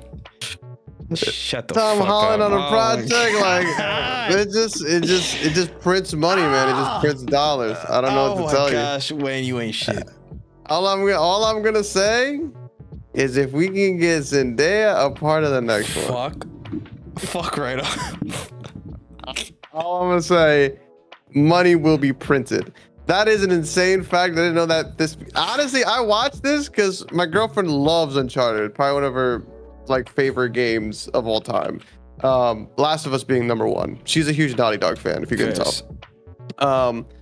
But I remember watching this and being like, hey, I'll throw it on. And I watched it and don't get me wrong, it wasn't crazy. Obviously it wasn't crazy. It was not crazy at all, but it wasn't terrible. All right. It wasn't terrible. If you were watching it at the barbershop, you'd watch them. If you were at the barbershop, because this is exactly where I think I saw it. I was at the barbershop when I first saw the first parts of it. Yeah. And I remember looking at the TV, because you got two if you've never been to a barbershop, this is your 2 options when you're waiting for your haircut. You either get on your phone, watch TV, or actually 3 options, or you talk to the barbers, the people at the shop. I'm introverted as fuck. I don't really be talking about sports, so my ass is either on my phone or watch the TV. And I was watching the TV the whole time. I was like, damn, this isn't the worst, but will I buy the DVD Blu-ray box set with the steel book of Mark Wahlberg on the front? Fuck no, not at all. will I go into theaters? Unless it's a theater that has food and I really want to eat the food at the theaters. Fuck no, I'm not gonna be watching it in theaters. Will I be at home with my favorite Chinese food and a fatty rolled up? Absolutely. That sounds like the best time and best environment for this kind of a movie. And I will be on my phone while I watch it too. It's just there, Listen. All right, and it's crazy. It's crazy because low key niggas be thinking some people may be led to believe that I'm a big Uncharted hater. No, that's not the case. All the hate that I give Uncharted has made people believe I am an Uncharted hater. All the perspective, all right? All the perspective I give on Uncharted. But I actually do like Uncharted simply off the fact that I am a whore for historical adventures, specifically ones that are doing treasure hunts or some type of long goose chases for artifacts. I love that shit, all right? National Treasure, you know what I'm saying? Da Vinci Code, Angels and Demons, this game, the Lara Croft, all that stuff. I'm involved in that for some reason. I just love it. That's a guilty pleasure genre, or I unashamed absolutely love that style of whatever media. I love it. So I have to give some credence to this game. Of course, I enjoy Uncharted games a lot. Do I know their place in the ranking objectively in games of all time? Absolutely, I do. It's not all the way up at the top. I'm gonna tell you that right now. But I love them for what they are. Fantastic adventures, But this movie, I think the movie actually was not that bad. The movie wasn't that bad. It wasn't great. The villains weren't fantastic. I don't know why the hell Antonio Banderas was in there, but it's Antonio Banderas, so I'm gonna give him some love, man. You know what I'm saying? That's Desperado. That's Mariachi. I'm gonna give him some love. You know what I'm saying? He was there, but then he wasn't there. And then it was a black antagonist. Shout out to her. We love our black queens. You know what I'm saying? Happy Juneteenth, by the way. So I was like, yeah, it's cool. It was just there. It was a decent action movie. There's nothing more I could say to it.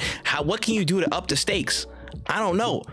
I think a very much more, I wouldn't say deranged, but more emotive antagonist. Give me Eddie Raja. Give me Eddie Raja. Give me Eddie Raja for that. If you're gonna kill him off in Uncharted and never show me him again, give me him in the movies and do something with him. Put a good character on him, put a good actor on him, and let him go crazy as an antagonist. That or what's his name? What's his name? The bald-headed dude from 2. Was it Lazarevich or something like that? I think let me see. I think it was Lazarevich, the big bald military guy. You know, something like that. That helped him find Zoran Lazarevich. Yeah, Lazarevich. Yeah, that bald bastard. Yeah, give us him. Let's go to Shambhala and let's make it crack. You know what I mean? Let's up the stakes and let's really put some emphasis on an antagonist. Make them really either super evil or super out there and evil as well. You know what I mean? Let's really put some emphasis on there. And if I gotta sit through another movie with Mark Wahlberg as Sully, make sure you continue to put that damn mustache on him. Make sure you don't lack. I saw that post-credit scene. Make sure you keep that mustache on his ass if you're gonna do all that. Commit. But fine. Was Elena in the first one? No, that was Chloe, right? Am I tripping? Elena was not in the first one. Was that Chloe? It was because it was a girl of like a darker complexion. Yes. I don't remember her name. That might have been Chloe. I felt like that's what they were going for because I was like, no way is this Elena. Yeah. No, that wasn't Elena. That wasn't Elena. I was about to say, hold on. Now I gotta look through. I don't know if that was. Yeah, it was, right? Yo, it's crazy we both seen this movie and we don't remember. It was Chloe. Okay. I don't want to bullshit. You know what I mean? This is how we're gonna move forward, right? I hope. Hey, Uncharted producers, tap in, listen up. This is where you want to listen to the podcast. Facts, bro. We're gonna get Elena. We're gonna get Sydney Sweeney to play Elena, right? Oh my gosh! Easy money. Why did I easy agree with money. you? You know that's just gonna make so much money. This is the best move. And Lazarevich, this is out there. Jason Momoa. I know what you're saying. What? Exactly. I know. But listen to me. If you want money to be made, you'll follow the steps. That's all I got to say on that. Let's make a movie, baby. Hollywood. You ain't shit, bro. I swear. I'm never giving you casting director roles ever. I'm never giving on a biopic. And that's why we never making money, Trip. That's why we're never making money. Shut up. When the biopic comes, we're getting a full panel to absolutely regulate you, bruh. This is ridiculous. So you're telling me Anthony Mackie is you, Timothy Chalamet is me. That wouldn't be a banger film. What the fuck are Anthony Mackie? We put him in an afro. It's perfect. Oh my gosh. Nah, this is insane. What's up, motherfuckers? I'm that man. Nah, I can't do it. I couldn't do it. All right, but we can keep it pushing forward to the rest of these stories that we got for this week. Interesting conversations again, technically about Miyazaki for the third time this damn podcast, but we got to talk about it. There's a lot of talk from him again ahead of Shadow of the Erd Tree. Apparently, according to this PC Gamer article that he was speaking a lot from, he knows, Mr. Miyazaki knows for a fact, other From Software devs want the Bloodborne PC port. He said, and I quote, "If I say I want one, I'll get in trouble, but it's nothing I'm opposed to." So this begs the question, where is the Bloodborne PC port remake, and why has it taken so long for Sony to move? Talk to me, man. I have no idea. It's something that to me seems like a no-brainer, right? And that's why this one always like stumps me, is like when people ask, where is the I keep thinking of every other Dark Souls game. And where is Bloodborne, right? And the answer to that question is like Sony. Like, I think Sony just straight up is holding on to it. They know it's like a red button. They know at the end of the day, if everything goes left, we can rely on this game making us some money. And I honestly think it's going to sell a PS6. I think the PS6 is really when we're going to get that game on. We're going to get a remaster, and then they're going to port it to PC a year later. I think that's their end goal with that. I hope I'm wrong. Like, it'd be sick to be wrong, but I just don't see them really because they know that it's gonna sell. So like, why put it out right now? You know, what's the rush really outside of popular demand? But they know that the people who want Bloodborne and the hype that it has around it, like if Half-Life 3 dropped tomorrow, we'd all still play it. Like we'd all buy it. Everybody would buy. Even the people who never played Half-Life are gonna tap into it. Why? Because they never. Factuals. They don't want to miss out on what could possibly be generational, like a genre-defining game, like the game that everybody's been after. So I think they know the game is gonna be gas, so they're not really worried about it dropping at any point in time. Yeah. Again, this is clearly a PlayStation issue. This is clearly a PlayStation thing. What the hell? I don't even think it's like a hold up thing necessarily. I don't know. You know what? You're right. I don't know. I'm not gonna say here like I can conjure up a reason based on my inner workings of PlayStation. What the fuck is wrong with them? If I was them, I would have been dropped this shit. If I was them, this shit would have been out. This would have sold like hotcakes. So the way I see it, there are some possibilities here. There's some potential options. Again, like you said, they could be withholding some shit for the next console because they're like, oh, fuck you, Miyazaki. We own the IP. You decided to sign a deal to make this exclusive. This is your fault. This on you. There's that.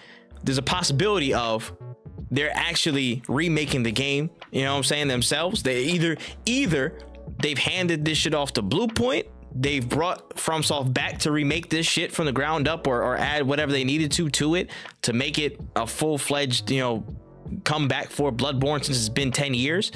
And they just haven't, you know, they need super time and everything's under wraps right now. So people got to shut the fuck up about it. Or Sony are very, very dumb. They just choose to sit on that IP that everybody will literally like sell life and limb to get. You know, I can't call it. I really can't call it, but I can call the incompetence and the hesitance being on the side of PlayStation in this matter. Because I feel like if it was the right time, if it was in their hands, Miyazaki and the FromSoft team would have been did stuff with this. They would have been had Bloodborne back up and running. They would have absolutely did it. But instead, the only cameo you get from Bloodborne is an Astrobot. That's the only time you're gonna see this motherfucker for the next 3 years. So I don't know, but all I can do, I can really believe that all the holdup is on Sony's front. Either some source code issue, they don't got that shit, or they're hesitant to even make it because they want to save profits for the launch of the PS6 because they fucked up last time with no launch games or not too many launch games and they want to stockpile, or they're just being greedy because it's their IP because of the exclusive deal that they signed. There's a lot of reasonings behind it, but I don't know. At least we know now that it isn't just ambiguity between one side or another. You know what I mean? There's definitive, like, yo, we on the FromSoft side, we want this. We want to give the fans this. We want to give this to the people. But of course, all the holdup is on Sony's side to either clear it, develop it fully, give the A-OK, the green light for people to come in and start working on it, or whatever. Or maybe it's behind wraps and people can't say shit about it, and they're withholding for it as long as they possibly can. Who knows? If that's the case, this is one of the most well-kept secrets I've ever seen. You know what I mean? This is one of the most well-kept, you know, projects I've ever seen in the modern day being kept under wraps. But in the likelier case that nothing's happening with this IP, it's a shame that nothing is. You know what I mean? It's a shame that there's no momentum behind this, because this is something that should be top priority, or one of the top priorities. You know what I'm saying? We always talk about how there should be a time and place for remakes and stuff and not rehashing the same shit. It's been a decade since Bloodborne last released. I think at least one thing, or some type of semblance of movement is pretty appropriate at this time. 10 to 15 is you're good at this point. You know what I mean? Like anything below 10, you're starting to push it, you know, a little bit. Like I say 8, you could be like, all right, let's start thinking about how we can tweak this around for a new iteration, for a little bit, you know, newer thing. 10 past, go right ahead. Anything beyond that, what the fuck? You know what I'm saying? Why haven't you started this already? So I don't know, man. Bloodborne on PC should be a thing. Bloodborne having a new iteration for consoles should be a thing, but the holdup's on Sony's part, I guess, and it's up to Sony to stop sitting on their hands and get moving on this. Yeah, honestly. But we can keep it pushing, and let's talk about some frauds, man. Let's talk about some frauds. It's interesting to see the space today. There was a whole thing I don't even want to touch on about Midori last week, but there was a whole new situation that sprouted around some reporter on Twitter by the name of Kenji Yamamoto, which is a very interesting name because that was the name of an actual already prominent, you know what I'm saying, figure. But apparently this person with the at on Twitter of samurai_Kenji Ya, he was basically in there reporting a bunch of stuff, and he's been getting exposed left and right. He got exposed fully for cosplaying as a Japanese person while doing these reports. There's been a bunch of corroborating stories. They showed the old ats and handles and stuff on the Wayback Machine. This person who was giving all this information on specifically Assassin's Creed Shadows, and particularly disparaging that game, and a lot of these people siding with him, like, you know, all the grifters that, you know, all the bums, I don't want to say the names out in full, but you know who they are. They were siding with this person, talking about this Japanese scholar has been uprooted and da da da da da. Come to find out, this guy's some random ass white man. This man's a gaijin just chilling, you know what I'm saying, writing fake shit because that he don't know nothing about. And it's insane the level of fraudulence that these accounts, that these so-called reporters and authorities on subjects and gaming news and knowledge and analysis are just here doing. What's going on? I think a lot of self-hate is going on. I think that's really going on. It's a bigger question to be had. It's like beyond gaming, truly. At any point in time, if I pretended to be somebody else, like at any point in time, if you have to pretend to be somebody else to validate your weird opinion, like your weird opinion is just wrong, you know, like impersonating, lying, making shit up. Like, I'm sorry, bro, you just have an L take. And that's the thing that is annoying, is that like everybody wants to call out like that's the thing that kind of pisses me off about like gaming shit in general, is that I remember somebody will make a review for a game and they'll be like, this review sucks, awful take, you know, we want to hold these people accountable. Yeah, y'all are out here lying and impersonating people to back up your awful take as well, you know? Like, we can't, I'm not finna like get mad at a journalist for giving a game a bad review when you yourself are using fraudulent tactics to push your own agendas. Like, you know what I'm saying? Like, this shit don't make no type sense. And I'm honestly like not surprised, truly. I will never be surprised at the lengths people on Twitter will go to. And it's not just a Twitter thing. I think it's just a weirdo thing that these weirdos will go to kind of prove their weird point when it's just a wrong point in general. Like, it's just an L take, brother. I'm sorry that Asian people are not pressed about other people's skin colors as much as you are. That's a you problem. This isn't a I'm gonna create another person to back me up type problem. You need to figure that out on your own time, man. We don't have time for you to be cosplaying. It's just a weird look in general. On top of that, you guys really, everybody loves to make fun of game journalists. And don't get me wrong, I make fun of them too sometimes because some takes do be ass. But we're not gonna sit here and pretend like you guys have good takes either. Like, we're not gonna sit here and pretend like you didn't just pretend to be a game journalist to make your takes have wholesome weight. And that's, I think, is the problem, is that you guys don't like other people's opinions, so yours has to be right, when in reality it isn't. Like, it just straight up isn't. Even the logic you guys use behind some of these takes just doesn't make any sense. You guys say Assassin's Creed is old and stale, and then when they change things up, it's bad. It doesn't make any sense. If it's old and it's either old and stale, or the new shit, or it doesn't need new shit. It can't be both. Like, I don't know what the fuck y'all are looking for, but I don't think you guys have really thought this shit out. And I really think there needs to be a lot of internal conversations to be had with a lot of these people, where you have to go find a fake name, find an entire alias to pretend to be somebody to continue your bad takes, bro. Just go outside. Please contribute to something else. And to piggyback off of that point about the journalists, again, we do give journalists a lot of shit for some of the stupid stuff that they say. Everybody is prone to saying stupid shit, but in the very least, these journalists have their real names, their names behind this shit. They have the credibility because they're putting their real names out there for whether they say win, lose, or draw, bad, good, or ugly. they're getting their praise, their criticisms, and whatever based off of their real work, their real names, their identities, because they're putting their identities behind this shit. This is their life's work. This is their profession. This is what they choose to pursue. A lot of these bum ass grifters are literally, quite literally, sitting behind fake names to make their stupid ass talking points, the bigotry, the racism, all the stupid shit that they're into, all the weirdo shit that they're into. And I mean that with the severity of 10 Western people. And Western, I mean like living in Cali, bro. I mean Kendrick Lamar levels of saying weirdo. That you're a weirdo. That level. You're pushing all those stupid talking points through, and you're not even using your real names. You know what I mean? You're cowards. You're cowards. You hide behind things. You create aliases. You create fake accounts. You do all this other stuff to try and push an agenda on video games. On video games. Something that should be so whimsical and truly escapist as video games. You try and do that stuff. Oh, don't bring politics into gaming. Don't bring the real world into gaming, blah blah blah. Y'all been doing it with this bullshit that I've been spouting the entire time. And it's funny that it's just the Venn diagram between people like this and people who don't understand the actual satire and criticisms of the boys and what they present. It's a circle. You're dumb. You're dumb people. You don't understand nuance and commentary. You don't understand context. You don't have literacy. You sure as hell don't have media literacy. You don't have internet literacy. Like, you can't read in anything. You couldn't read into a damn alphabet if it was bold and in fucking 64 font.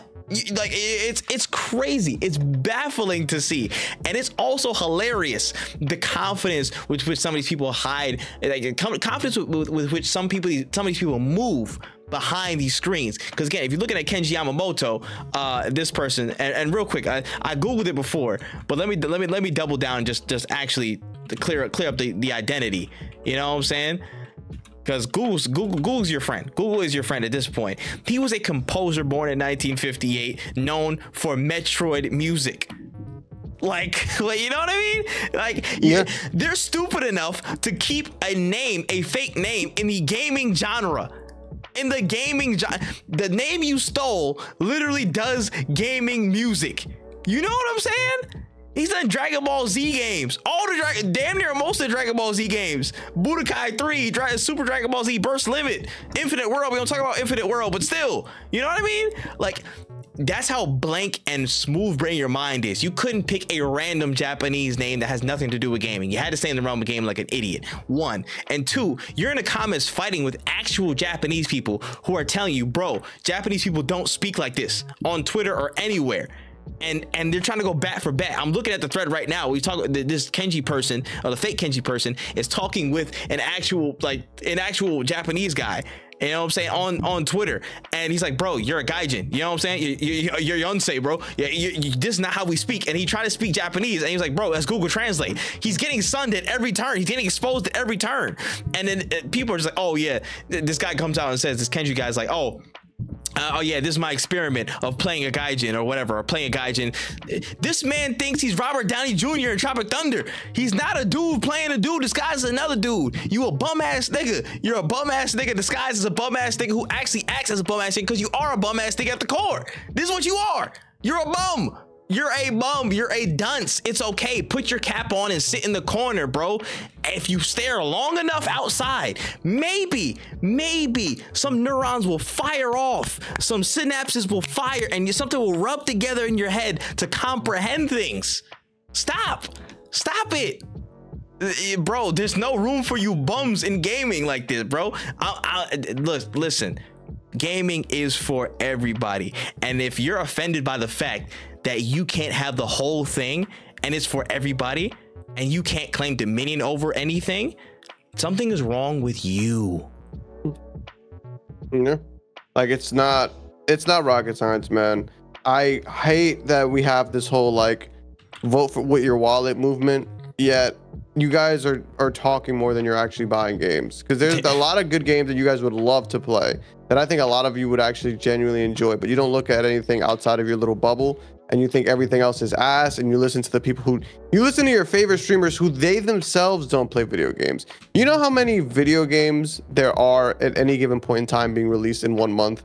a lot, and it's only getting worse. So like, I think about all the games that I play on a daily basis. I play maybe 4 different games a day if I have the whole day to myself and I'm not doing anything, right? There's still way more than 4 games. I'm not beating all those games. I'm not getting in tune with all those games. There are even times where we're doing stories on games, and then we find out people who are really, really tapped into the genre will tell us about. Like, I remember when we talked about Baldur's Gate, and I played a good amount of Baldur's Gate, and people were correcting us on certain things, and it's like, oh, thank you, because we didn't know, because there's so much to know about every single game out there. And I appreciate that. I appreciate and then context. we like knowing the context. We like going out of my way, and I never sit here and act like I'm the definitive source on video games. I will never sit here and be this is the problem with video games in general, because I don't make any of them. So why the fuck would you think a dude who watches speed runs or reacts to stupid content is the go-to voice for video games? Why would you go to people who have been pushed out of their own fields after creating in that field? Like, you ever think about that? The dude who, like, think about going to McDonald's and asking the dude how to work, the dude who got fired from McDonald's, how to work at McDonald's. Why would you ask him? Obviously he's not there for a reason. He didn't leave on his own accord. They won't hire him at any McDonald's in the US. Why is that? Why do you think that is? He's 60 something years old, not being able to fucking get a job in the field that he claims to know so much about. But yet he's somehow super tapped into what's going on the inside offices day to day. Nobody claims him. No new directors are like, this guy knows what the fuck he's talking about. None of those people claim him yet. Yet for some reason he knows what's wrong with gaming today. Or maybe he's just trying to get you to tap into his dumbass videos to get himself some money because he can't get a fucking job because he sucks at it. Like, I don't know why you guys, instead of going to direct sources, I don't know why instead of going and playing Assassin's Creed Shadow, it's not out yet, but why don't you just go buy the game and find out if it's ass? Why are you trying to listen to somebody else who isn't gonna buy the game themselves tell you it's ass? Like, that's the problem that I have, is that, like, I'm sorry, I go out and buy the games that I talk about and I go play them. Because at the end of the day, whatever some dude says in his house has nothing to do with my experience with the game. That's just full send. It doesn't matter what anybody says. If you play it and you like it, then it's a good game to you. That's just the end of the day. But I can't believe that concept is lost on a lot of people, because instead of going out and spending their money and actually participating in this, they would rather just spout things on Twitter. Like, that's the game you guys want to play. You guys want to play Twitter. Enjoy Twitter. I'm gonna go play the games that I think are good. And when you go and try to have arguments with me that of points that somebody else got from somebody else, that somebody else got from somebody else, I'm just gonna be like, well, I played this shit, it's gas, suck my dick. Facts. This is like, listen, unfortunately for you dumbasses, the racism and hate in your heart is really pricing you out of some great games. That's tough for you. Good luck. Eat a dick. That's really it. That's the whole combo for you, dog. Like, do what y'all gotta do, and you're gonna keep getting exposed like this on a regular basis. Look at y'all dumbasses. The lengths y'all will go for just a drop of credibility, a drop of sincere support, because if people actually knew who you were, and actually you tried to show some bit of actual, you know, nuance and character and originality, a lot of people will be exposed for not being entertaining enough to be creators, analysts, developers, and all that shit. And it's a damn shame that a lot of y'all are in hiding and under fucking rocks. You know what I mean? But it's okay. Y'all expose yourselves in time. It's just funny to see this shit in real time, bro. Eat a dick and stop being so hateful. That's really it. Weirdos, man. It's Kendrick concert coming up soon, bro. I'm about to be live streaming that, so that's why I feel how I feel. Eat a dick. All right, we can keep it pushing here. We can move on to a quick little opinion piece that was dropped by a recent culprit of some talk in this podcast. David Jaffe's back again, and there was some talk here talking about how PlayStation can compete in this stage. You know, they just thought that it was an interesting conversation or interesting point that PlayStation should buy Ubisoft to compete with you know, just the space Xbox after their showings and stuff, you know. It was a lot of stuff going on here, but you know, apparently David Jaffe loved you know, the stuff that Xbox put on and Ubisoft put on, and there was a lot of good stuff here, and he said, hey, PlayStation, here's the key, open up the checkbook by Ubisoft. How do you feel about this? No. To be quite honest with you, and maybe this is just me, I didn't really see anything that really shocked me to my core when I was watching the Ubisoft stuff. It kind of felt very much like it was cool, but it wasn't moving the needle to the point where I would be like, yeah, let's crack open the bank. I'd rather them take the money they would spend on Ubisoft and make PlayStation Plus better and make PC integration better. Like, I'd rather they take that money and do something more productive with it than just buying another company.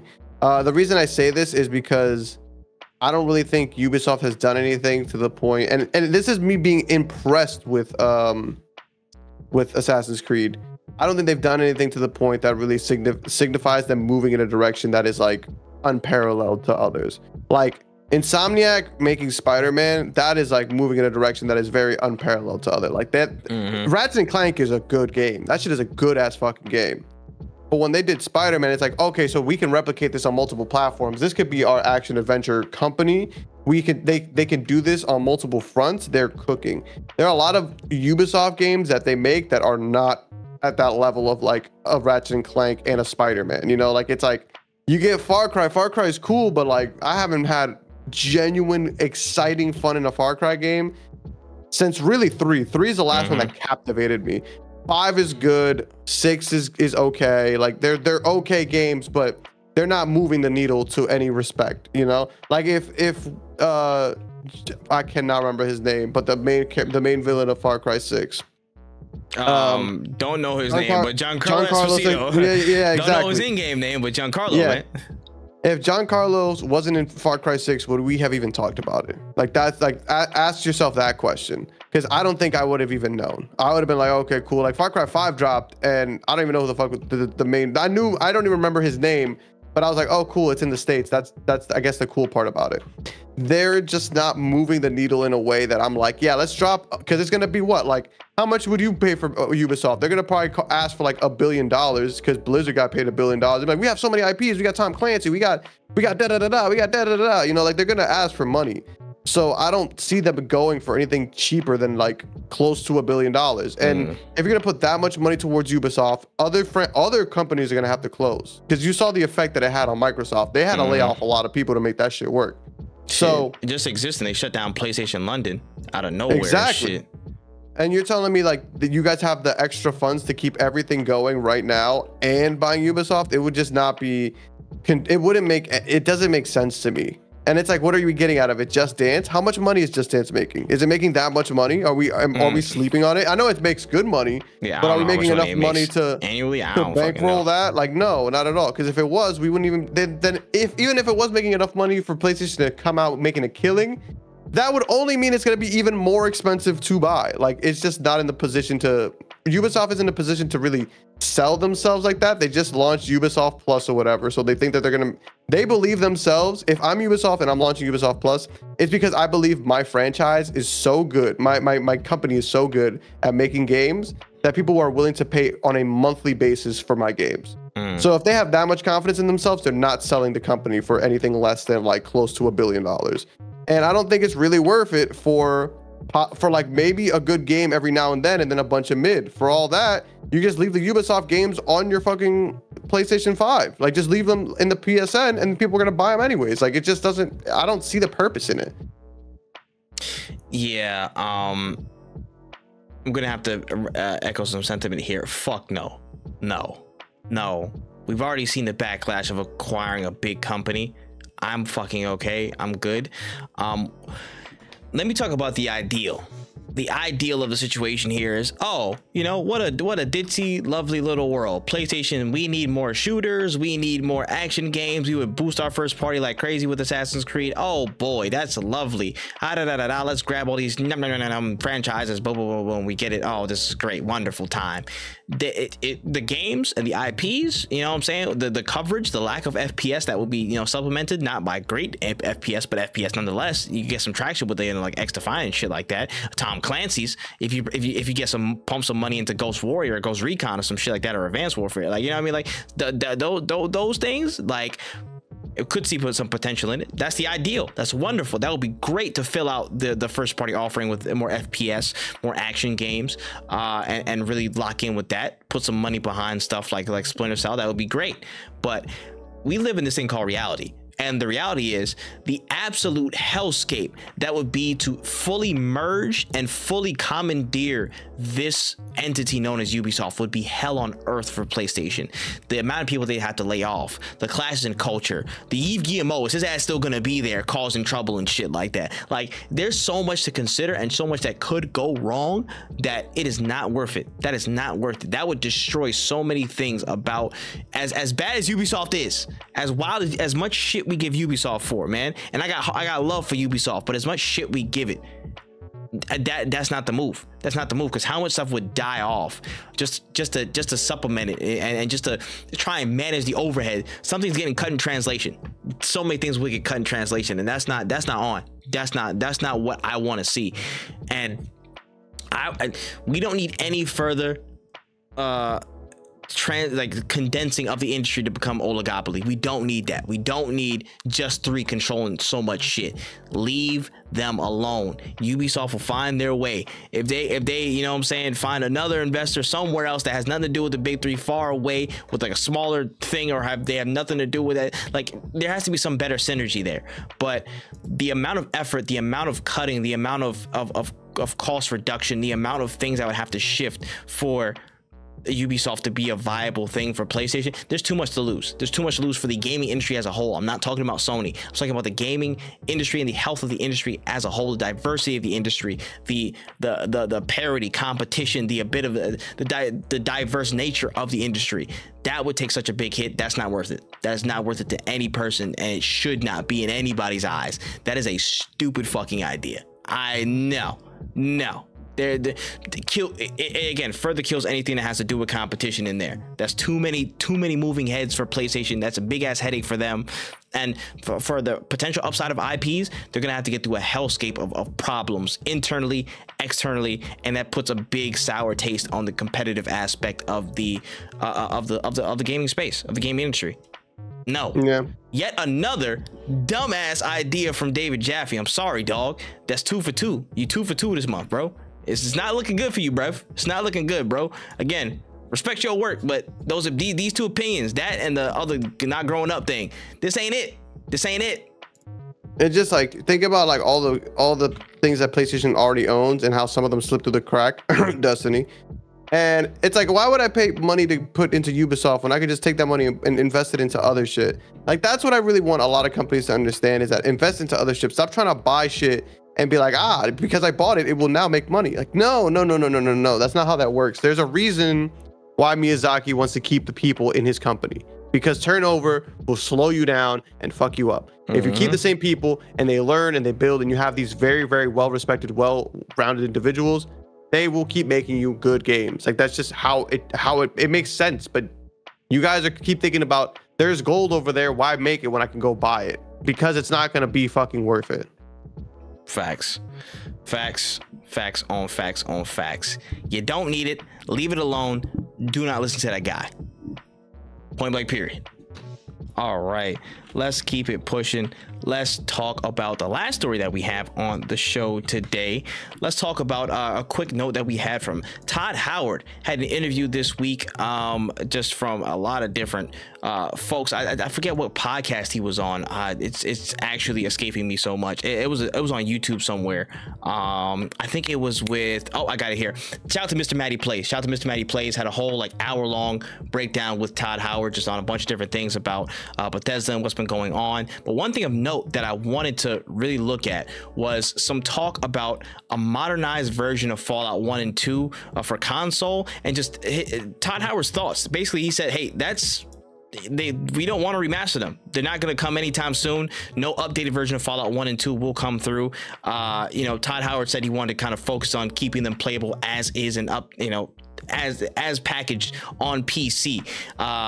He considers them, a lot of classics, had a lot of charm in how they are, and he thinks the best way to experience Fallout 1 and 2 is on PC with M&K and not necessarily on consoles and updated version or anything like that. So when I know there's a lot of talk on what's the definitive version to play certain games that have age to them, and what that experience and that route might be between developers and the interest of gamers themselves.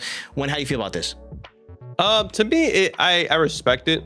I think that the way it's played is something that can definitely be kept while also improving on it, right? Like, let's say we keep the top-down aspect of it, but just give them better graphics, just that type of thing. Maybe some voice act. And I never played the original. I think I opened them up and I was like, this is nasty, and closed them when I first got them a while ago. But I don't think that that's a bad take at all. I think this really actually shows a lot of love for the OGs, because I don't even think Bethesda was the one who created the first two, if I'm not mistaken. I feel like they bought the licensing for this game. I could be wrong, but fact check me on that one. Yeah, let me keep going. Let me fact check. No, yeah. But I believe they got into it after the second game. That's the first Bethesda made Fallout game, which shows respect to the predecessors. I also just believe in that conservation of oh man, I got a sneeze coming up. No, you're good. All right, cool.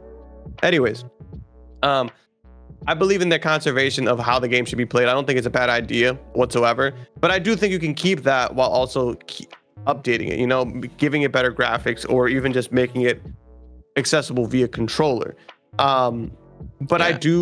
I do respect his take on that. Yeah, and just to add in before you continue, you are correct. Fallout 1 and 2 were developed by, Fallout 1 was developed by Interplay Entertainment, Black Owl Studios, and the Omni Group, and Fallout 2 was Black Owl Studios and the Omni Group. So yes, there was no involvement from Bethesda exactly until after that fact, it seems. Yeah, which is again, it just shows yo, I don't want to touch that because that's not mine, which I respect. I really, really do respect that.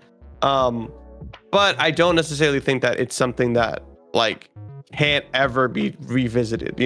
Just making sure that the originals are playable, absolutely perfect. Don't do anything about that. Don't pull a GTA where we made the definitive San Andreas edition, so we're pulling all the old ones off of Steam. Don't do that. But I do think people would be oh, I'd play a Fallout 1 if it got better graphics, or things were some systems were updated. But again, the game's already there.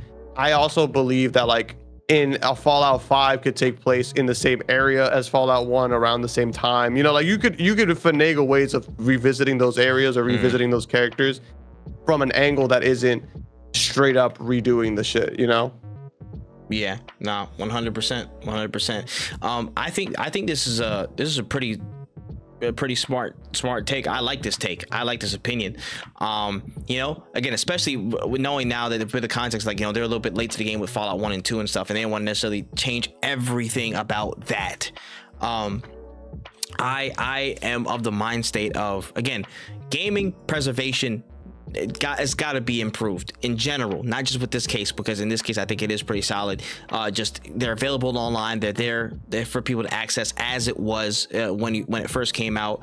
Again, hopefully with more little improvements, bits and bobs, it's now gotten better to smooth it out, but that experience is there for people to access. There's no loops or anything like that. There's no pulling from stores. It's just there and available. And I think that side of game preservation, where, listen, we're not making any crazy additional income off this. We're not going to make a whole full-fledged remake of 1 and 2 to get people involved in this stuff and changing how it is and making it more like Fallout 3 and 4 and stuff like that to bring in the audience to what the original Fallout plots were. Nah, keep the first two experience, because those stand on their own as the very intimate beginnings of the franchise. And so having that reverence for the OGs and keeping them in that state is very important. I think that's a smart thing. I think that's a very valuable thing, especially with how consumption of older media and older media disappearing in general is going today. I think that's very smart. I think that's very thoughtful, and I think that's the right way to approach the situation such as this. And I also agree that, you know, at some point there is room to revisit it, but in the right way. That would take some time tracking down, you know, the people who made the originals and stuff like that, which I'm pretty sure that they can do easily. And you know, breaking it down at most, I would say like a remastered edition where all the things are just updated and stuff. And I don't know what updates have been done to Fallout 1 and 2 up to this point. I haven't even looked into it fully, so pardon me for the lack of purview over that situation. But like, I wouldn't want them to go into full remake mode for 1 and 2 if they didn't touch that. You know what I mean? At best, refurbish, remaster, update the textures, update some things to make it look a little bit sharper if you're going to go back and do a full-on, you know, project with it. But I think this is a good mind state to have on a lot of older IPs and projects. It's cool that there's an opportunity to remake things, but it isn't always the number one best option, because sometimes the charm of it might be lost in translation. Like, I remember again when you talked a lot about Metal Gear Solid 3 to Metal Gear Solid Delta, Snake Eater. What charm might be lost if people went straight to Delta instead of the original Snake Eater? You know, what things might they have missed if they didn't go to that original and seen and consumed it exactly how it was when it was a fresh game, when it was back then, rather than jump into the new one and might miss some mechanics or some things that capture the essence and the experience fully of first entering Snake Eater, you know? So yeah. I think there's a lesson to be had for everybody in there in picking the routes. It all doesn't have to be a crazy definitive restorative project or a respin of everything just to get a big profit and get some big fanfare.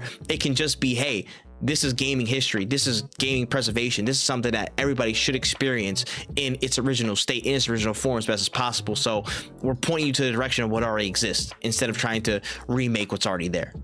Yeah, and like another thing too is just that, like, for example, I'm somebody who really cannot shut up about my love for Dawn of War 1, one of my favorite old PC games, and it is a game that I wish had the same treatment, that I wish got the same treatment of like, hey, we're not gonna touch it, but we're gonna make it more accessible. But like, that game not being in like 720p is so inaccessible, especially when you're like at the point where people have like 4K monitors. Like the stretching, like it just doesn't work out the same way.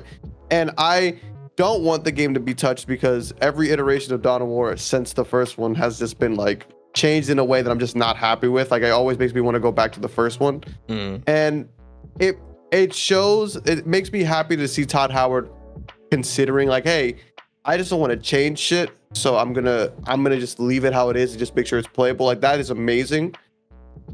And honestly, it's just something that I feel like should be done. Because imagine like you're somebody who's playing imagine 20 years from now when you're like, man, I want to experience like an OG PC game that isn't like a text-based one. Like, I want to experience what gaming was before the boom of graphics. And it's like, oh, let me go play Fallout 1. Like, it is a unique experience. There's nothing really like it. When I played a little bit of the first one, and it was like weird because it kind of felt like low-key like RuneScape was the best thing I could compare it to, but it wasn't online. It was like RuneScape offline. It was pretty interesting.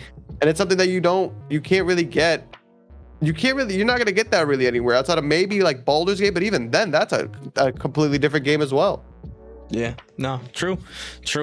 It's just a thoughtfulness behind keeping history, you know, restored, keeping history up there for people to access, because I think it's important. I think it's important for people to look back. As much as we get all the shiny new things and the remakes, the rehashes, which are dope, I feel like sometimes going back and seeing the original and what it was in all of its worth, if it's accessible, that's important. That's important to see where we came from, to know, you know, a little bit of where we're going, and just have a bit more appreciation for everything that just is in terms of gaming. It's a lot of good stuff to digest in that, but really big W from Todd Howard. I appreciate that perspective, and I agree with that perspective. All right, dang. With that being said, that's all we got in this damn podcast, man. That's all we got in this damn podcast, and about half the time is the last one. Anything that we might have missed, Wen? No, not that I can think of. Outside of, well, I mean, this hasn't really happened yet. It's going to happen tomorrow. The Warhammer 2 I think it's like an exhibition, like 20 minutes of like information of that game, but it hasn't happened yet. So next week I will be hype. Word. Hey, listen, we gonna lock in and see what's going on with it, bruh. And yes, life is going good right now. We're feeling great. It's the first day of summer is literally tomorrow, so it's really life gonna pick up. Yeah, I got no other news, bruh. I got no other news. Let's take this home. Episode 97. We're getting closer, baby, to that 100. When take us home, man. Closing notes.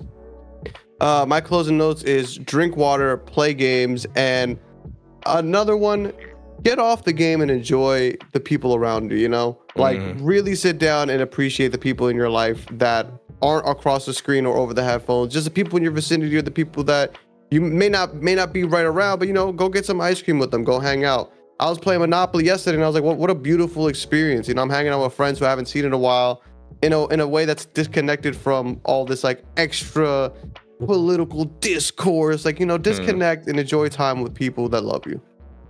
Yeah, honestly, one of my closing notes is, of course, make sure you rate the podcast 5 stars, check in with all of us on all of our platforms, and I'm saying like, comment, subscribe, all that good stuff.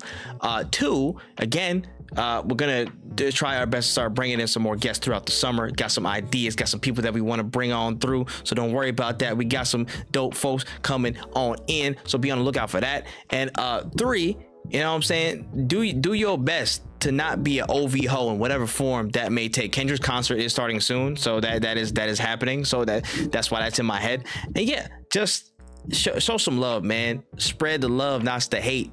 And we're gonna be all right, man. We're gonna be all right. But that has been episode 97 of No Cooldown Podcast. I've been that man Trip. That's been Went Easy. We have been the No Cooldown crew, and we are. That was supposed to be making like a Kamehameha or some shit. Anyways, we're out of here. Bye.